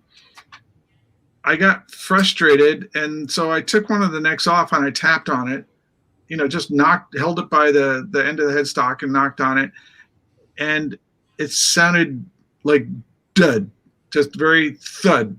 And then I picked up one of my old necks, and it just had a ring. It had a tap tone to it. You could figure out what note it was ringing at. You could really hear it. So I called that company and I said, and at the time, I don't think they were doing vintage truss rods. So I said, could you make me a vintage truss rod? I said, it sounds different to me. And so he did. He wasn't excited about doing it, but he did it, and he sent me some, and they sounded great. Only thing difference was the truss rod. So that's why I say if you pick a neck, if you can take your neck off the body, which isn't, it's not a luxury we all have, but if you can take the neck off the body and tap on it, it should be musical. It should have something going on. If it sounds like cork or it just sounds dead, chances are your guitar is not going to vibrate. And I know everybody says, well, but it's electric, isn't it all about the pickups? And yes and no. The pickup is picking up what the string is doing. And if the string isn't vibrating, then the wood is still going to affect the sound of your electric guitar, even though it's all coming out of a pickup. Right. So that was my point about the neck, is that, and I've also noticed that necks sound different. I mean, big necks sound different. No truss rod necks sound amazing.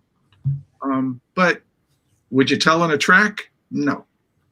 But the player might notice it if he had two tellies and one was a no truss rod, no caster or something, and you can hear the difference. It's going to ring better. So it's the less interference you have in there, the better. And that's the reason we use vintage truss rods in our necks, because I'm superstitious about that experience. Interesting. Now, funny enough, I do use a different style of rod in our bass, and it sounds great. But that's one of the first things I did, is tap on the neck after it's built. So if your neck sounds like it's got good resonance, then I wouldn't worry about your truss rod. But if something's bothering you, like the strings always sound like they're old or dead, then if you have the luxury of taking the neck off on tapping on it, try it. Okay, cool. We're going to wrap up soon. Let's see. John Bingham. What's up, John? He says, hey, Dave, do you use baking soda to keep your tubes fresh? Well, John, this is specifically for you.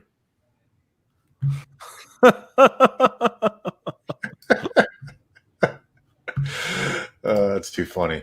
I know that there were a couple other common questions that maybe we want to get to. Stainless steel frets versus nickel. You want to tackle that real fast? Gosh. It's one of those things I don't have an opinion on, because I use them both on different guitars. I would say if you're building a modern guitar and you don't like fret wear and you take care of your guitar, go ahead and put stainless in there. The thing I love about stainless is you never feel like you're shaving material off your fret while you're bending. It's like, if anybody out there is like when I would sit there and try and learn a song, for the club gig or something, you're constantly going over and over and over and bending and bending and bending. You start to feel your fret shave away. And that's kind of a disturbing feeling, because you know that you're removing material, because you are. But with stainless, it doesn't, you don't get that feeling. And so it always feels like glass. I don't, if I'm on the auras, people say, well, why did you choose nickel silvers for the auras? Well, because I didn't want that to be something that anybody could possibly say, well, it doesn't sound like I envisioned it because I hear this ping from the stainless. Yeah. I think with stainless, and I just refretted my own SG this weekend and last weekend, and I put in nickel silver. But I've got moderns that have stainless steel. So I would say that if you're going to go for a vintage instrument, like you want to build a killer Strat or a Telly, or, it's personal preference. But personally, if I'm trying to go for a vintage thing, I'm going to choose the vintage materials, and that would be nickel silver. I don't have a heavy left hand, though. So there are some guys that rip apart their frets, and they really need stainless, and they rip through stainless. Those people, I would probably say, just try and lighten up on the left hand. But I don't know, they're both great. I get more customers get stainless than nickel silver by far. But I don't get into the tone argument, because I kind of think once I plug it in, it's not a big deal. But if I put stainless steel on a Les Paul, there's something that feels, yeah, I just think it's necessary. I agree. But on like if it's a modern guitar with a Floyd Rose and it's a Shredcaster or whatever, and you want real low action and you just always want to feel like you're playing on glass, then stainless are wonderful. The one thing to watch out for stainless is that, and I was actually talking to both you guys before, is that if you get a micro nick in the fret, you will not polish it out by bending the string, like just by doing fret bends like you can with nickel silver. And like you can just take the G string, if you pull it up off your neck by 1 inch and you drop it and let that G string smack against your fret, you will actually put a micro ding in that stainless steel wire. And the only way to get it out is to sand it out with super fine, like real small micron paper. But if you take care of your neck, you use your fret protector, then stainless are great. But yeah, I people ask me which one. I say, well, what do you? Again, it's one of those things. What's the rest of your system? What kind of music do you play? You know, if you're playing through a modeler and you get tons of gain, you're never going to get a difference anyway. So then I would just say choose what you like the feel of, or you know, I have the luxury of being able to fret my own instruments whenever I want, even though it does cost me a few days. But if I was gigging, and I would probably use stainless because I'm going to wear through frets quicker, and I don't want to. You don't want to continually replace your frets in your neck, because I've seen plenty of guitars get damaged and refrets, ruined. Were there any other common questions, frequently asked questions, John, you wanted to cover? Well, I do have a couple things. I thought I'd share probably the thing I go over all the time, and I actually have my wife's guitar here.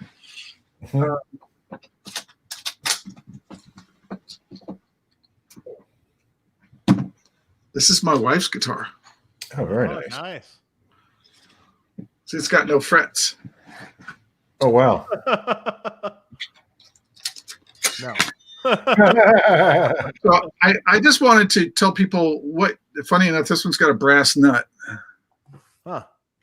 Because she says I have brass balls. So I actually like the brass nuts because, this one's got a broken, no, it doesn't. I like it because they never wear. And I like to cut my nut really, really low, because the lower you get it here, then you can have lower action. Then if you drop it here, you can raise it at the bridge, and then you still wind up great playability. But I just wanted to tell people that this is what every guitar I'll pick up, there's first things I'll do. Everybody says, how do you adjust the neck? How do you know what's straight? You can buy a feeler gauge. We had our machinist make us feeler gauges that have a point that sits here and a point that sits like here. And in the middle, there's a caliper that rides to the fingerboard. Stuart McDonald, I think, sells a short version of that, but it's too short. It's only like from here to here. So the easiest way, I say, is you push at let's say, it's kind of like coordination here, which way is which. So you push at the first fret with, like, your first finger, and then you put your thumb like somewhere where the string meets the body, or where the neck meets the body, and then you stretch as far as you can in the middle of that, and you basically tap the string to the fret, so you can look. It gives you an easier visual to see how close the string is to the fret. So you can just pick it up and you just kind of go like, and you can kind of hear it, So if I can hear something, then I know I've got some kind of gap there. And you can walk across the neck and you can check every string. It can be a little bit of an indicator if you've got a twist. But so that's the first thing I do. And that gap you want to see in that middle area there when you're pressing. So you're basically using the string as a straight edge. So that gap you want to see in between the top of the fret and the string, the space in between, should be about half the width of your high E string. Your high E string, let's say, is a 10, so maybe 5/1000ths. So just a tiny bit of relief. So just a tiny bit of relief. You know what? You can have almost nothing as long as you have something. Yeah. The problem with making the neck really dead straight is that if it back bows at all, it's going to buzz. It's going to buzz down here like crazy. Yeah. So if you're the kind of guy that doesn't mind having a wrench out and adjusting it before the gig, go ahead and set up your guitars really straight. Most guys don't do that, so we like to give them a little bit more relief. Like maybe we give it like 7 or 8 thousandths, and that way, if the neck moves at all, it gives them a little bit of I generally like a little tiny relief in there for sure. So the other thing after that, the next thing I'll do is I'll push on the 3rd fret and I'll tap the string to the 1st fret. Like this one, I can see I could get that lower. And you can walk across. So the distance in between the string and the 1st fret, you've got to have something. It can be extremely small. It can be almost not visible, but there has to be something, or that means that your nut is lower than your 1st fret. So it's going to buzz open. So what you do there is you just walk across. Now, if you find that your strings could be lower, your nut could be lower here, there's another thing you can do is you can press at the 1st fret and just visually look at the 12th fret and see how much your string moves. If your string moves a lot, your nut's probably high. So it can be where you almost don't see any extra movement over there. And the key for me too, and for you, I know, is the nut height is like the key to a great feeling guitar. Yeah. If it's too high, it'll always feel awkward, just like. Yeah, but funny enough, there are guys who actually have that preference. Landau actually likes his nut a little higher, and it used to be difficult for me because once you cut it too low, yeah, you can't go back. You don't really want to shim it. It's not for Mike Landau. Yeah. So after I do that, so now I know I've got a straight neck, and I know my nut is not too low. The other thing you can do for tuning stability is try and lift the string. Like I'll go back here and I'll slide up and lift the B string, let's say, straight up out of the nut slot. If you've got a guitar that is a tremolo, or even any guitar, you don't want to feel any pinching. You have to be able to lift the string straight up. And you can do that with each string under tension. The only one you're not going to be able to do it with is maybe the low E, but I can do it with this one. And so I can see that there's no binding, and that's going to help your tuning stability. After you've got all that dialed in, so then you know you're good, then you basically, I don't have a ruler here, but you can I put my ruler behind the string, but I do it at the last fret. So I'll put it behind the string if this were a ruler. And like our factory setup would be 1/16 of an inch in between the top of the last fret and the bottom of the string. However, I do press down at the 1st fret because I want to take that out of the picture. Mm-hmm. So if the nut was totally down as low as it could be, the same height as the 1st fret, then I would measure for a 16th, behind there. And from there, I would tell people, after that, it's his personal preference. You're going to find out where you like it to be. It might be a 16th, that might be, a 32nd more, a 64th more, or who knows what. So then you've got your basic action set up. So you've got your nut, you've got your neck relief done, you've got your nut is good and it's the height you want, you've got your action set. Then what you got to do is you got to make sure that your pickups are adjusted. And one thing I like to do is I like to make sure that the bridge pickup, for me personally, I bring it up as close as I can get it until it gets in my way. If it's too bright or too aggressive or too sharp, I will lower it. But other than that, I will bring it up where it's just not in my way. And I will always have the high strings higher, the pickup closer to the high strings than the bass strings, because it's obvious they're thicker strings. So the skinnier strings are going to not give you as much output. Mm-hmm. The other thing people do by a mistake is they raise the neck pickup too much to get too close to the strings. That's going to throw out your intonation, especially if it's a single coil where your magnets are your pull pieces. Humbuckers, you can bring them up closer. But the other problem there is that the string vibrates so much more here than it does here. I mean, you can see that just when you hit a string. So obviously this is going to be louder. So if you got the two pickups and they're set at the same height off the string, the neck pickup's going to be louder. And adjusting for pickup output is not going to compensate for that. I mean, there's things we can do with adjusting for hotter and quieter pickups, but you have to go to pretty far extremes to make up for how much more that string is vibrating over the neck pickup than it is over the bridge pickup. Mm-hmm. But once I got my pickup height done and it's not too close to the strings, and the reason I say that is because that will throw out the intonation, then I will do the intonation. And when I do the intonation, I don't use open string. I fret like at a G, and then I'll play a G. You know, I'll fret the G an octave difference. That way the nut is out of the picture. Mm-hmm. And that's important to me. So I'll intonate everything like from the G, and sometimes I'll go higher. You know, with the automatic tuners, it doesn't matter where you go. It's going to tell you whether you're in tune on the 20th fret or the whatever. You can use that, and because the higher you go, it's more like fine tuning. So if you do like open string and 12th fret, you're going to get it close. But if you do like a G string, if you do like they were trying to bring me food.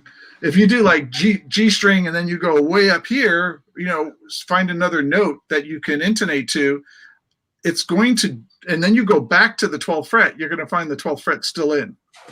So it's this kind of like, you know, moving up the neck, provided you've got an accurate scale length, which is another big if, because a lot of companies and a lot of the big companies use gang saw fret slotters, which are not nearly as accurate as cutting the slots individually on a CNC. But if your scale length is accurate, you're going to find that's right there. I just told you $100 setup. And right. that's what your repair guy is going to do for $100. And I think that everybody should be able to do this themselves. Well, that's what you think your repair guy is going to do for $100. Yeah, you're probably lucky if he's going to go through that. Yeah, I mean that might not be the case. Well, that's great advice, John. Thank you. That's what you would have done back in the day when you were doing all the repairs and stuff. Well, yeah, and actually, I think we used to charge like $75 for a setup. I'd do the intonation, and I would adjust the nut if it needed to be recut or opened up a little bit or dropped. And, but yeah, so that's like one of the most basic things I go through day after day. Yeah, that's great. Good, really good tips. That's great for everyone. I mean, that's invaluable. And you can do. People go, "What tools do I need?" All you need is your truss rod wrench and your Allen wrenches. That's all you need. You can once you get used to that gap, you can just visualize it pretty easy, and you're going to be comfortable with. This is where I like it to be. That's awesome. Right. And if you find that your nut is too low or it's too high and it needs to be fixed and you don't know how to do it, then bring it to your guitar tech. Yeah. Because the other reason I was going to say that the reason I take the nut out of the equation when doing the intonation is because if the angle that the string goes over the nut, it has to go down, you know, behind the headstock a little bit, preferably at very close to the angle that it naturally goes to the gear. If for some reason that angle is not correct, there's a chance that the string will not be leaving the nut at the edge of the nut, which is where it needs to be, and that will throw out your intonation. So you could be doing your intonation based upon a false premise. If you take that intonation, if you do the intonation separate from the nut, and then you hit the open string, and the open string is off, then you know it's the nut. Right. It's either the nut placement or it's the way the nut is cut. Interesting. Also, like I remember when I was taught intonation, when I was young, how you hold the guitar and how you're intonating. You can't intonate the guitar flat on a bench. Yeah. No. Yeah. Ideally, it needs to be intonated the way you hold the guitar. Yeah. I mean, like if you really get individualistic on a player, it's really how does he sit with his guitar all the time?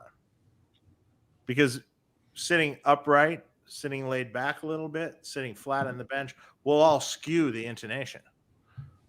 The only other thing I had my service guys wanted me to bring up, because they get this question a lot, is besides what Dave was talking about with impedances in other parts of your chain, there's a real simple, easy rule that we all learned. And it's just like, if you're not dealing with transformer coupled stuff and you don't need to match impedances, if you're just looking, well, this is the output impedance of my device, and which input do I plug it into? Do I plug it into a line input? I mean, do I plug it into an input that's designed for line inputs or low impedance, or do I put it into an instrument input? The rule of thumb is if you stay with 10 times, you're not going to lose anything to speak of.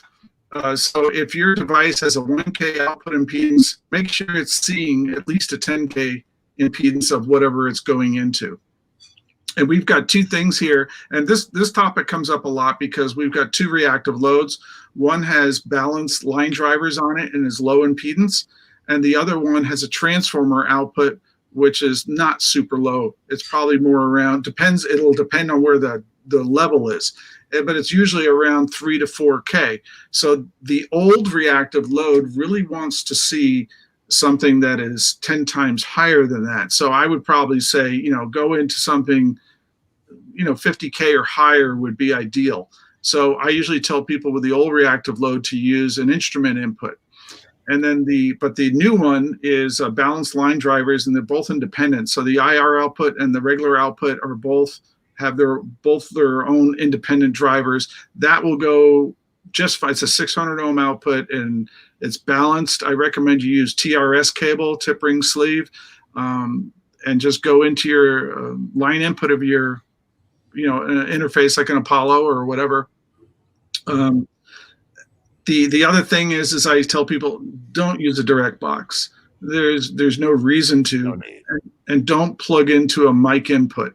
If you're playing live and they've only got XLR and there's Snake, make a cable, make an XLR to TRS and plug that in, or get an adapter, but don't plug into a mic box. Mic inputs are usually around 3.3K input impedance.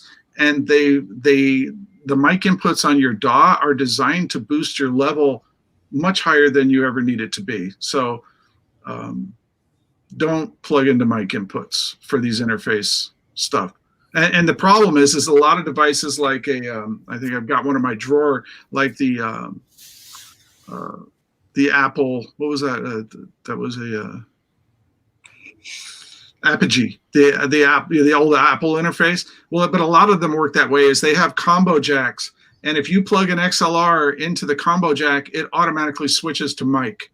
So you don't want to do that for those interfaces. You want to use a 1/4 inch or TRS into those interfaces, and make sure you go into your settings and set it for line level, or it should be fine. Or it could be instrument on the first one, like I said, but there's no reason to use instrument on the new one. And this goes for pedals too. Like Dave and I were talking about my pedal board, is that, I get this question asked a lot, what volume pedal impedance do I need? Well, it depends what's driving it. If you always have a buffer on, then you want to use a keyboard volume or a low impedance volume pedal. But if you're plugging your guitar straight into it and they're not EMGs, then you need a high impedance pedal. Right. Very important. You actually have to pay attention, but then, for instance, like in a rig, that you have multiple loops and you have different pedals in. So if you have say a phase 90 pedal, it doesn't want to drive that low impedance volume pedal properly.